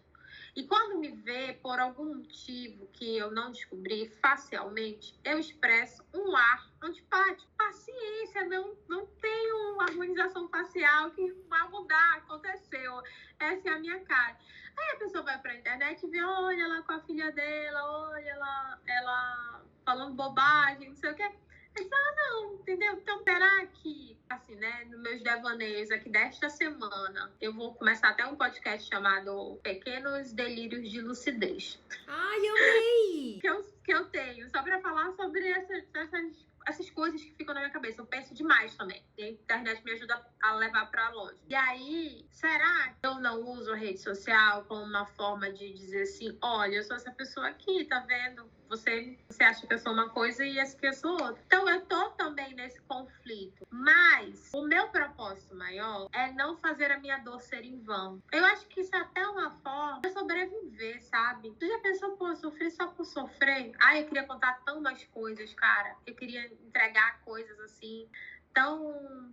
Sabe, tipo, esse exemplo que você trouxe, às vezes a gente passa por um abuso e a gente só descobre tempos depois que foi um estupro, sabe? Assim, você não... Tem tanta gente aí ainda que olha para aquele episódio sexual e pensa assim, nossa, aquilo foi ruim, não sei o quê, ou diz assim, por que eu deixei que aquilo acontecesse? E aí não se toca, geralmente é desse jeito aí que a pessoa se toca, diz assim, é porque foi um estupro. Você não deixou, porque consentimento não é aquilo que você diz sim ou não. Consentimento é quando você tem a liberdade de escolher. E às vezes você não tem uma liberdade de escolha, você está coagido de alguma forma, seja porque você está coagido emocionalmente, seja porque você está coagido num território que você, assim, nossa, é melhor, sei lá, transar com ele do que ele me largar aqui na rua. Então, assim, tem tantas e tantas situações que não são consentimento,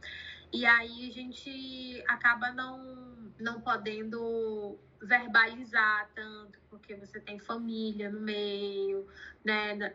Assim, meus maiores haters são a minha família, porque não é que eles digam que eu não posso falar, assim, mas, tipo, eles não entendem, sabe? É mais fácil você aí em São Paulo entender tudo que eu tô falando do que a minha avó entender as coisas que eu tô falando. Ela é de outra geração, ela pensa diferente, ela não passou por aquilo que eu passei, ela acha que não tem necessidade de se expor, não tem... E tantas pessoas pensam dessa forma, né? Mas a minha essência, ela precisa falar, a minha essência, ela precisa comunicar.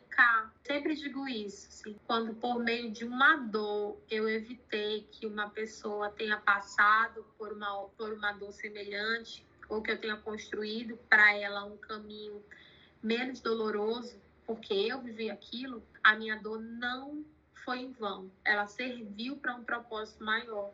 E é assim que eu encontro uma maneira de servir também a tudo que eu tenho de bom, assim. Quando eu olho para minhas filhas, eu sinto uma imensa gratidão pela misericórdia de Deus comigo, sabe? Porque, sei lá, eu podia ter sido tudo muito diferente, podia ter tudo muito mais difícil. E aí, por meio do amor delas, eu pude buscar o amor por mim, porque foi para não repetir com elas, para não vê-las passando pelo que eu passei, para que elas não olhassem para elas 36 anos, mais que 35, que foi quando eu comecei a ter essas experiências maiores de autoconhecimento, e chegar à conclusão assim, nossa, eu nunca me amei. Você imagina passar 35 anos sem se amar? É muito sem gostar de si próprio. Eu passei por isso.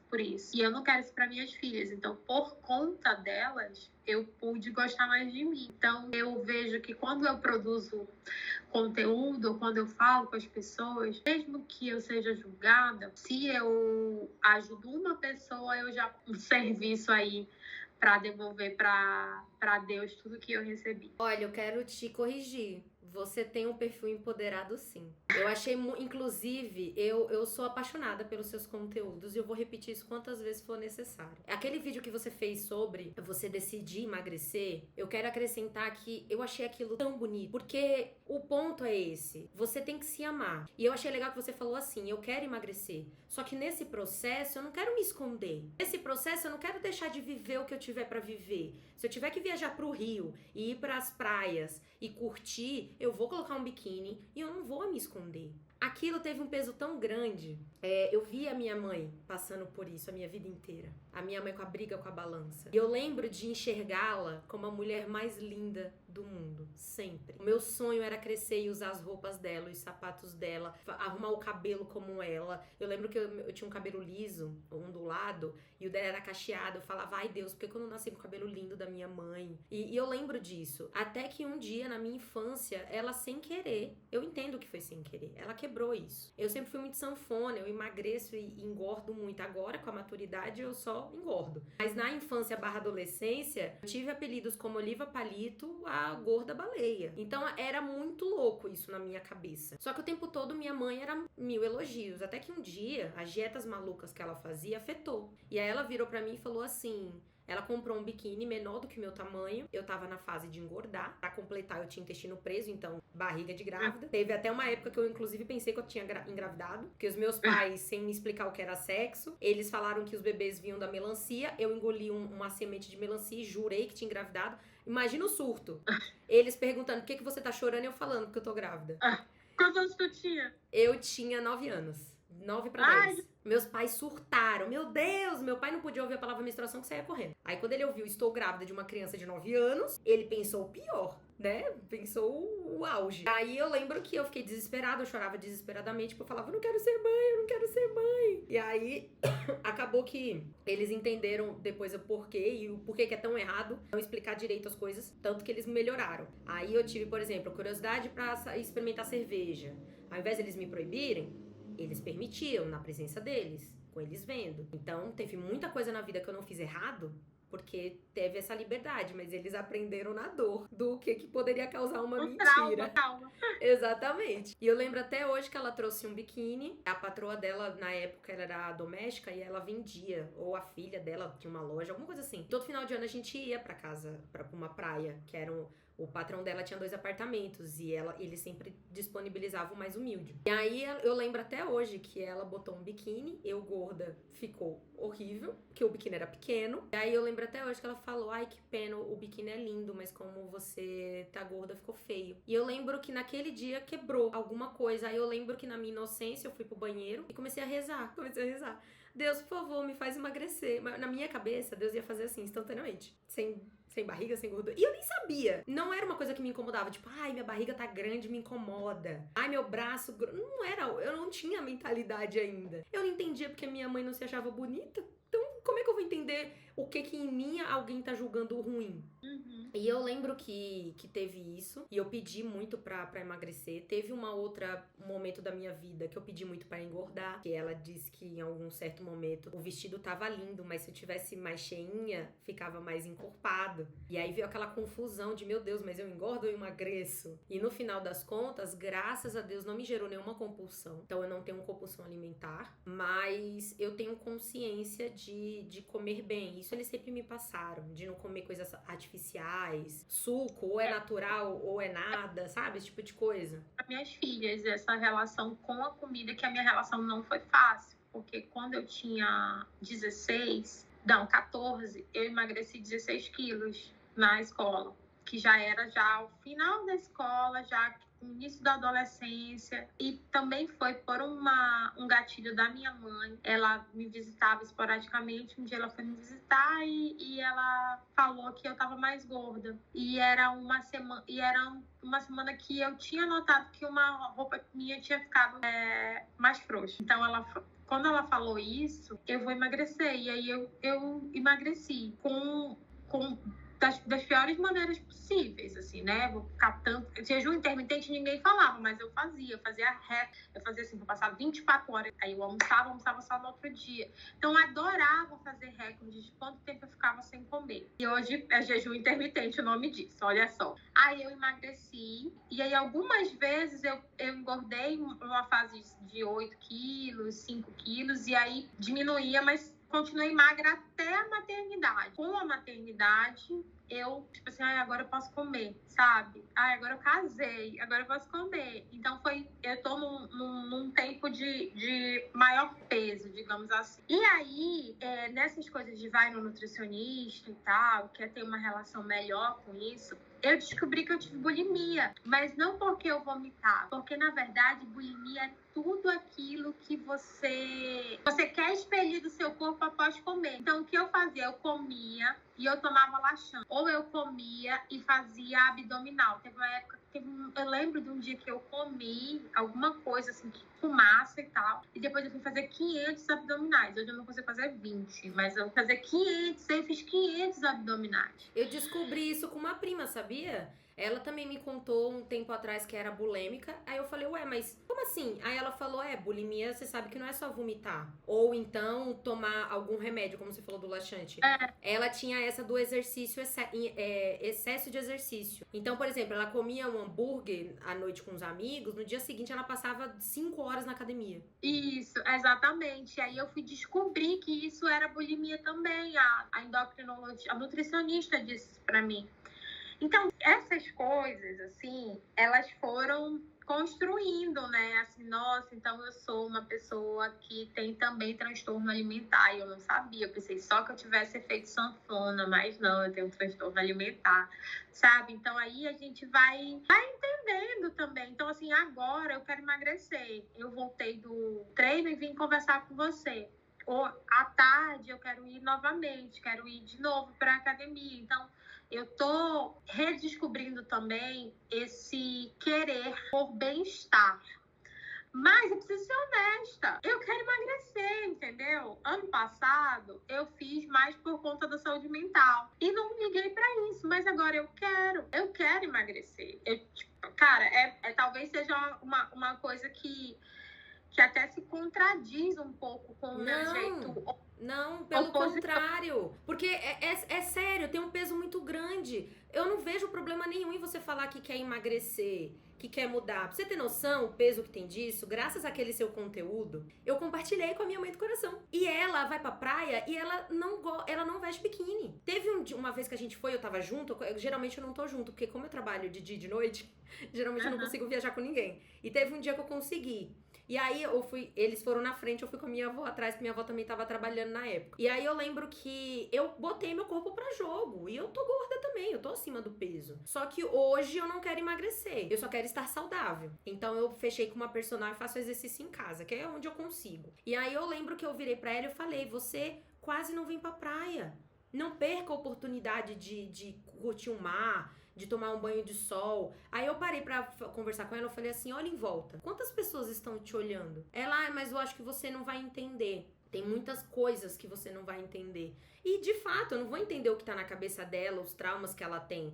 Só que aquele vídeo que você fez, por exemplo, eu compartilhei com ela e ela me respondeu uma resposta curta que me deixou muito feliz. Que ela devolveu assim, nossa, que legal. A minha família, pra você entender, me chama de Bia. Bibi, Babi, os derivados. Não me pergunte por quê, porque meu nome é Priscila, mas tudo bem. Não tem nem Bia, nem Bianca, nem Beatriz, mas... E aí ela falou, é verdade, né, Bibi? E isso me deu um ar de... Ela entendeu que tá tudo bem. Porque o seu corpo, ele te permite viver, ele te permitiu gerar 2 vidas. E ele permitiu você chegar até aqui. Se você tá insatisfeita com alguma coisa, tá tudo bem. Eu não sou contra, eu não sou muito fã e nem incentivo nenhum tipo de cirurgia. Porque como toda cirurgia tem risco, eu acho algo muito forte, muito pesado. Mas por mais que eu me aceite como eu sou e tento incentivar as minhas amigas também a serem, eu não acho que é anti-empoderador você falar, assumir, eu quero emagrecer. Porque o corpo é seu. É uma decisão sua. Inclusive, você comentou isso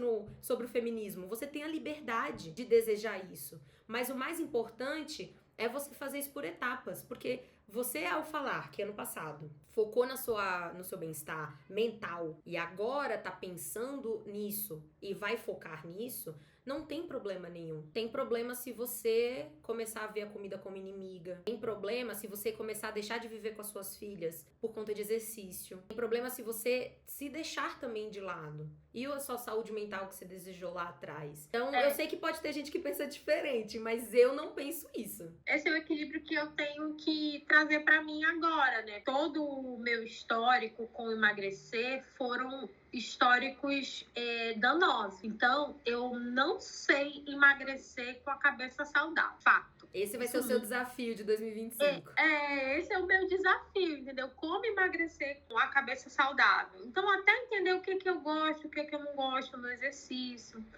Entender que às vezes a gente tem nosso tempo, sim, mas às vezes a gente tem corpo mole. E a gente também precisa aceitar que é dia de ir sem gostar, dia de ir sem vontade. Não fala não, que você tá falando com a sedentária. E hoje é dia de fazer exercício. Porque assim, tem um tempo do descanso e tem um tempo que você tem que dizer assim, cara, eu tenho que fazer isso aqui. Porque só eu posso fazer por mim, entendeu? Tem uma hora que essa virada de chave. E precisa, né? Você quer envelhecer, você não quer ser dependente das suas filhas. Eu acho, sabe, Pri, que a gente tem uma hora que a chave vira pra gente, que a ficha cai. O que seria hoje no digital, né? Chave vira, ficha cai, é tudo analógico. No digital, eu não sei bem o que seria. Na hora que dá um match na nossa cabeça, enfim. Tem essa hora. E pra mim, ela acontece algumas vezes, sabe? E aí, isso vira uma decisão própria. Por exemplo, quando eu tava bem ruim dos meus problemas de saúde mental, uma pessoa chegou e falou pra mim, rejeite isso. Como se fosse fácil, né? Não só era tirar a notificação. Mas olha, foi muito perigoso isso que ela fez, porque eu também entendi que eu tava aceitando aquilo como um diagnóstico fatal. Porque quando eu recebi o meu diagnóstico de depressão, eu me coloquei nesse lugar. Ah, então é isso, eu tenho depressão. Eu me coloquei nesse lugar. Como se justificasse. Então, quando ela disse rejeite, eu entendi aquilo como assim, cara, eu tenho depressão, eu vou fazer esse tratamento e vou ficar boa. O que eu preciso pra ficar boa? A medicação? O que eu preciso? Exercício físico? Eu tenho que ir pra academia? Tá. eu tenho que pegar sol? Eu tenho que me blindar de certas situações? Então, aquele virou um ponto de decisão pra mim. Então, essa rejeição não é bem aquela... O que ela disse não teve esse sentimento do tipo assim, como se fosse assim, a minha culpa eu estar vivendo isso. Então, teve um sentimento assim, o que eu posso fazer para não estar no lugar que eu não estou confortável em estar. E aí, a mesma coisa em relação ao meu corpo. Eu toda hora, porque tem um problema na cabeça também. Nossa, tô gordo. Nossa, tenho que emagrecer. E as roupas mais apertadas, isso me incomoda, porque são roupas que eu gosto. Né? Então, me deixando desconfortável com isso. E aí eu tava caminhando lá no Rio de Janeiro e eu fiquei pensando assim, cara, eu tenho uma visão sobre mim. E nessa visão em que eu me imagino com 40 anos, eu não me imagino com o peso que eu tô. É a minha projeção. É por conta que a sociedade botou na minha cabeça isso? Pode ser, claro. Mas eu não me imagino assim. E quando eu era criança, eu roía a unha. E aí eu me imaginei adolescente, me imaginei com 15 anos. Aí eu pensei assim, com 15 anos eu não me imagino com unha roída. Aí eu decidi parar de ver unha. É mais ou menos isso que aconteceu agora comigo, sabe? Não, eu não me imagino assim com 40. Eu tô com 39, com 38, fazer 39 esse ano. Então eu vou ter que rejeitar, sabe? Mas não no sentido de me punir, sabe? Mas no sentido de confrontar o estado de desconforto que eu estou agora com ações de melhoria para me tornar o que eu quero. Ai, que coisa linda! Ainda bem que tá gravado. Desculpa, eu precisei reagir, porque eu vou fazer que nem meu terapeuta. Tem umas coisas que eu falo que ele fala, meu Deus, que bom ouvir isso. Eu tô assim, para além de maturidade, você tá sendo sábia. Isso é sobre sabedoria. Eu busco. Então, eu lembro, eu tava lá no aterro do Flamengo, inclusive esse é um lugar que você tem que dar uma volta, que é muito bonito, muito agradável. E eu olhei, assim, tava vindo até um cara bonito correndo, assim, acho que foi iluminado por a beleza dele. E nesse cara não é assim que eu me imagino. Então eu vou ter que dar uma mudada, eu vou ter que rejeitar isso, eu vou ter que comer melhor, entendeu? Eu vou ter que, sei lá, vou ter que eliminar, eu adoro o Pepsi. Eu vou ter que diminuir. E aí, de vez em quando, agora também eu já entendo as coisas de uma maneira melhor, né? Porque assim, talvez hoje eu coma uma coisa que não pode. Amanhã eu não vou comer, porque um dia não significa que a minha decisão mudou, entendeu? E tá tudo bem. Porque eu estou decidida. Então eu vou escorregar. Mas se eu decidir, eu vou seguir. Então, existe uma hora que a gente precisa entrar num ponto de decisão. Uma virada de chave. E esse momento, pelo menos nas minhas vezes, ele sempre foi crucial. Assim, não quero mais ficar casada. Então, aquilo foi decidido. Muitas vezes eu demoro a tomar uma decisão, eu demoro a seguir, eu fico confusa, ok? Mas assim, se eu decidir, eu vou seguir em frente. Eu tô me identificando muito. Tem certeza que a gente não é parente de alguma classe, não? Lá no quilômetro 32. Porque eu tô me identificando muito. Eu também sou muito assim. Inclusive, eu tava tão ferida no meu outro relacionamento que eu entrei numa confusão mental. Porque eu sou assim. Se eu decido, eu decido. Eu bato o martelo e tá decidido. E aí eu recebi um péssimo conselho. Mas Deus sabe das coisas. Se não fosse isso, eu não teria terminado. Então eu não julgo. Eu não julgo o meu eu do passado. Mas eu recebi um conselho. Homem só aprende quando perde.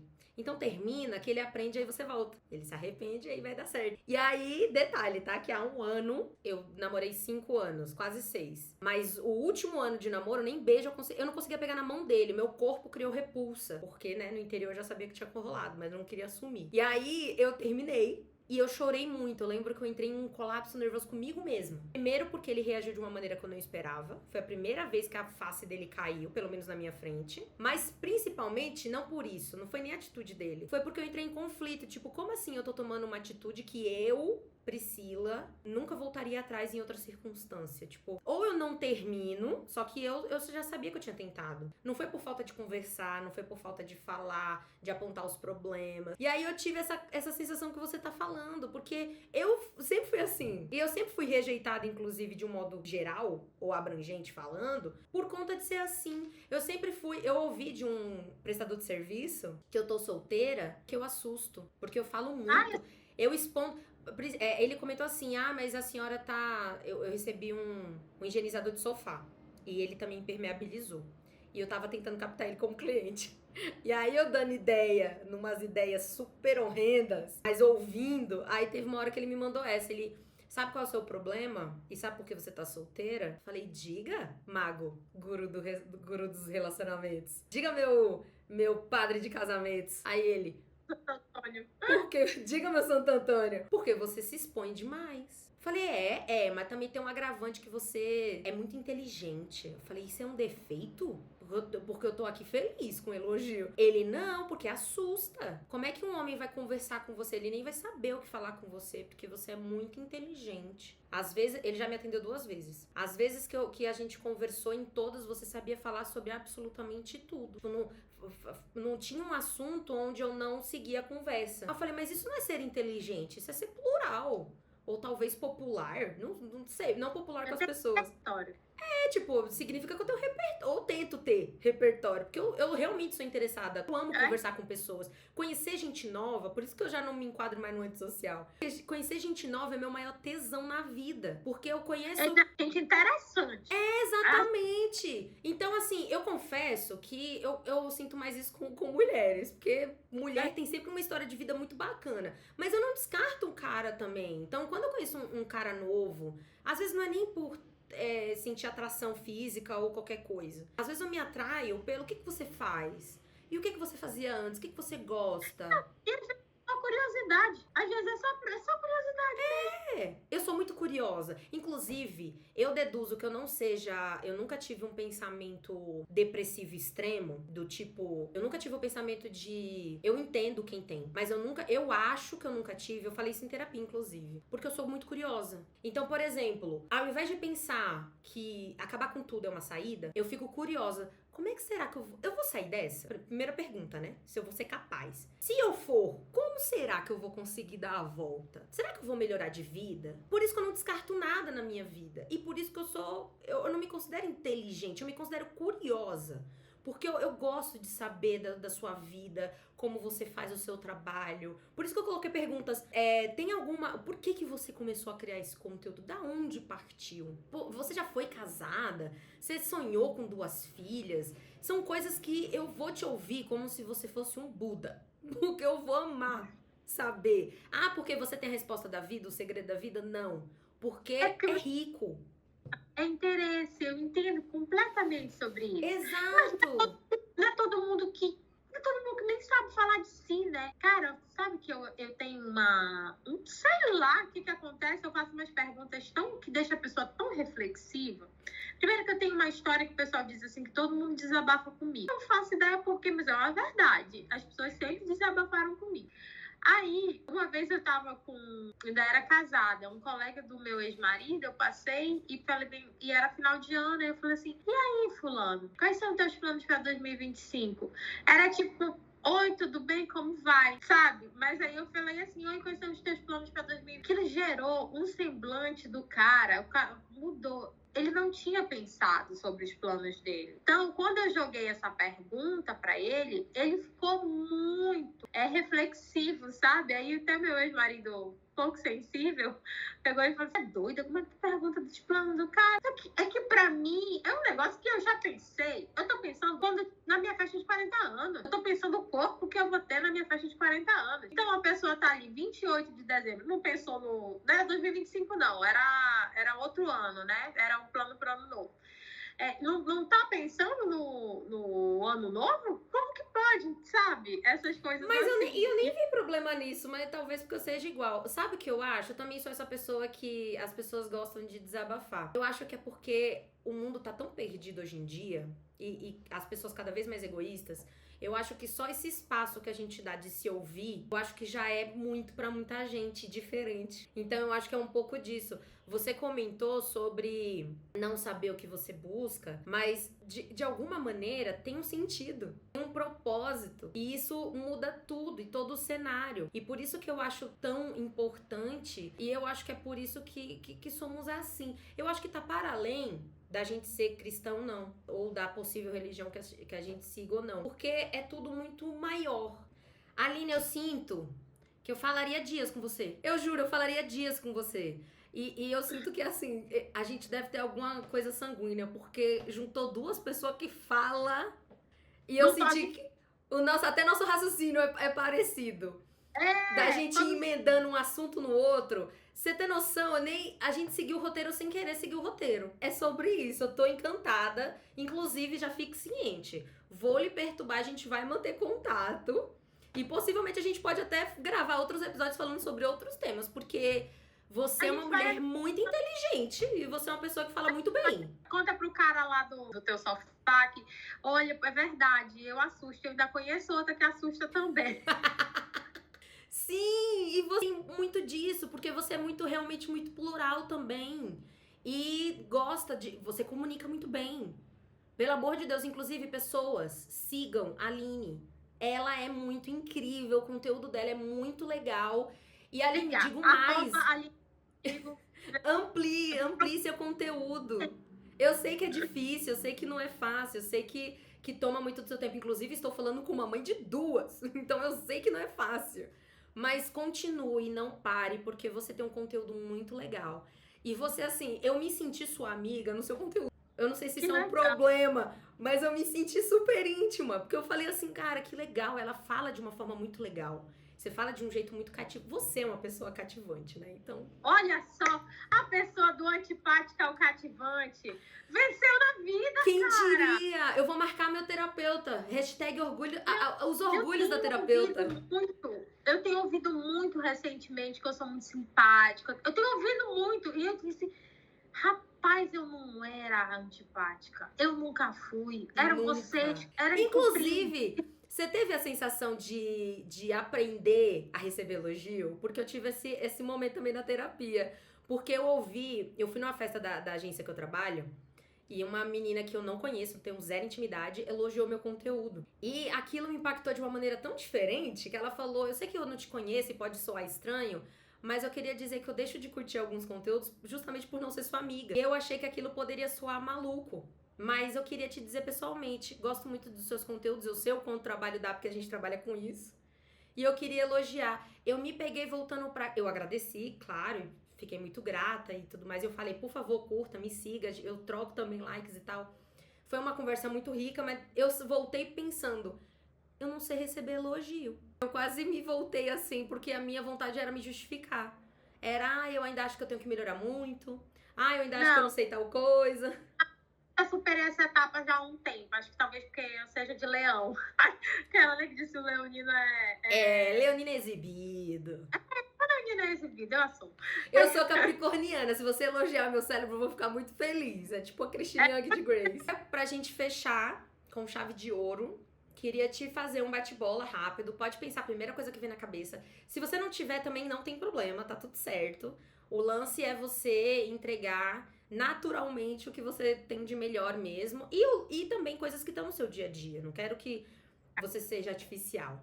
Então, a primeira coisa é, você tem indicação de influenciadoras nesse mesmo segmento ou até alguma que te incentivou a seguir com o conteúdo que você cria e te ajudar no dia a dia? Eu gosto muito do conteúdo do Bom Dia Óbvios. Eu gosto muito lá não necessariamente da Marcela Ceribelli como pessoa, assim, eu sigo ela, mas gosto também, mas eu gosto muito do conteúdo do Bom Dia Óbvios. É muito legal. Tem muitas coisas assim ali do exercício também, e também falar de grana, então eu gosto bastante. E eu gosto muito de ouvir mulheres mais velhas, por exemplo. Se eu gosto muito de ver aí, de ler uma biografia de uma mulher mais velha, gosto de ouvir entrevistas de mulheres, eu ouço muito podcasts, então o Bom Dia Óbvio está ali no meu topo. E assim, eu gosto de ouvir mulheres e seus traumas, e isso me ajuda bastante. Sabe o que eu acho? Que a gente, como você falou, a gente sempre busca algum tipo de validação. E eu acho que a gente, quando se identifica, sendo acolhida. E eu acho que esse acolhimento, ele é muito bonito, ele é muito grande e ele é muito imenso, sem materialização, precisamente. Então eu acho que o mais bacana é isso, o se identificar. Né? Você quer pertencer. É na natureza. Nossa, eu sofri muito querendo caber em tribos que não me cabiam na escola, ô tristeza. Você tem indicação de livro? Você acabou de falar que gosta de ler biografias. Tem algum que você leu que você indica? Então, eu gosto muito de Uma Vida com Propósito. Ele é um livro cristão, mas eu vejo que ele tem inúmeros caminhos. Gosto de Eclesiastes demais. Então, mesmo para quem não é cristão ou é cristão, tem muita sabedoria ali para você. 12 capítulos dá para você ler no banheiro ali, é rápido. Gosto de um livro que Talvez Você Precise Conversar com Alguém. Ele é um livro até bem best-seller. Ele é de uma terapeuta que tem um problema, um conflito com ela, mas no meio do caminho ela também conta conflitos de que ela viveu de paciente. E esse livro ele foi muito legal, porque ele permitiu que eu enxergasse, olha, talvez eu tenha isso aqui, porque no meio do caminho ela vai explicando, essa pessoa tem isso, porque ela disso, isso, aquilo. Eu falei, talvez eu tenha isso aqui, cara. Aí, então, foi um livro bem legal de se ler. Ai, adorei. E para quem está ouvindo, não se preocupem, na descrição vou colocar todos o escritor e o título para não ter dúvida, e vou colocar a fotinha do livro aqui também para vocês terem. Eu gostei da indicação. Você tem algum conselho de um modo geral para as mulheres? Eu nem vou colocar aqui, eu até coloquei aqui que tá precisando elevar sua autoestima, mas eu acho que ninguém tá satisfeito. Os homens têm menos pressão da sociedade, mas como mulher a gente bem entende que a pressão é diária. Então, como mãe, como mulher, você tem algum conselho para quem tá precisando elevar sua autoestima? Cara, eu acho que o resumo disso tudo é: descubra mais quem você é e menos o que disseram que você seria. Descobre mais, encontra mais a si próprio, porque às vezes você consegue entender até que você tá no lugar errado, tipo assim, que tá tudo certo você ser assim, você só tá no lugar errado.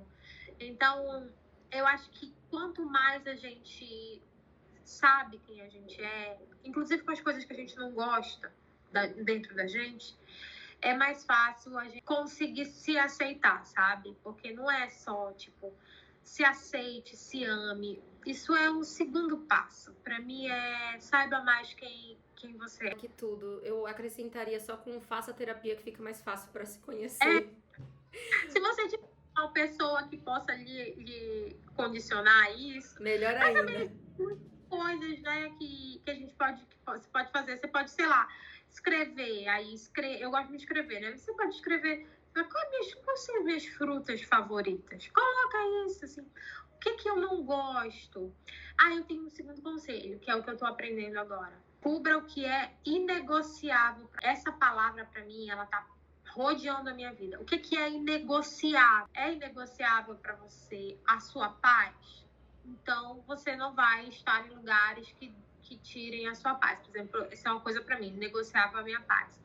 É inegociável para você, exemplos práticos, viajar todo mês ou viajar todo ano? Se isso é inegociável para você, você tem que saber que em algum momento você tem que economizar dinheiro, você tem que encontrar passagens melhores e tal.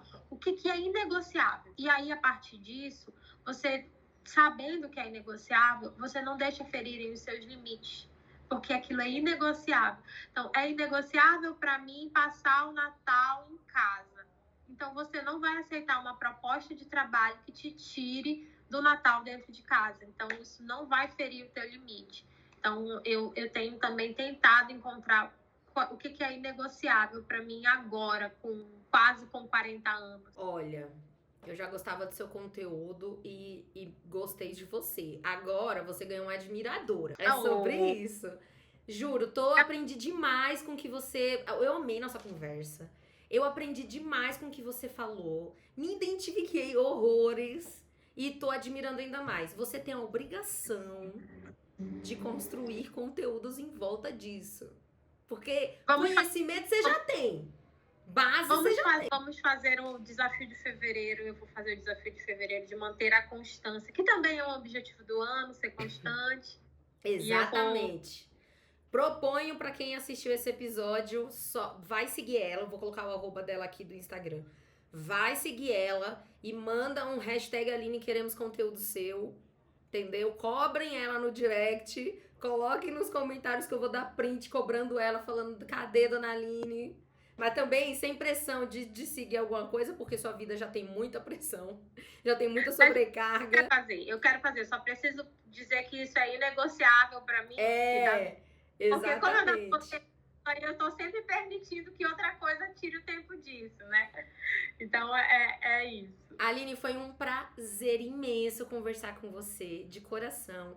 Obrigada por você ter se disponibilizado pra vir, por falar por tanto tempo, mas eu amei porque eu sou assim também.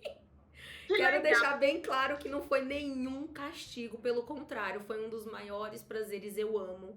E o podcast eu criei pra isso. Eu criei pra ser um espaço aberto, pra gente se abrir, pra gente conversar, mas principalmente pra ser confortável, pra ser gostoso. E eu amo falar, eu amo conversar. Que legal que você se abre, assim, que legal, assim, é ousado da sua parte, né? Mandar um convite para uma pessoa que eu nem conheço, porque eu gostei do conteúdo, e assim, isso é muito corajoso, sabe? Isso é muito, muito, muito legal mesmo. Eu espero que a minha conexão com você, ela perdure, mas que você também faça tantas conexões legais com esse seu jeito aberto. Isso é muito bacana. Ai, pra uma pessoa que ouviu que era fechada a vida inteira. É muito legal ouvir isso. É um elogio muito diferenciado, né? Que a gente não espera. Era mentira. Era um pensamento mentiroso. Era um pensamento... Ai, gente, eu amei o pensamento mentiroso. Meus divertidamente só vão usar isso. Sabotadores não tem, não. É só pensamento mentiroso. Sabotadores não é engraçadinho, né? Pensamentos mentirosos. Pra quem ficou até aqui, quero muito agradecer também. Muito obrigada. Eu amei. Tudo desse episódio foi muito bacana. Eu espero muito que vocês curtam, que vocês compartilhem, que você divida, manda esse episódio pra quem você acha que faz sentido. Comenta que marca a pessoa, pra essa pessoa receber a notificação e ver, porque as pessoas precisam conhecer a Aline, gente. E as pessoas precisam conhecer o que a gente compartilhou aqui, porque a gente seguiu o roteiro sem seguir roteiro. Vocês estão entendendo isso?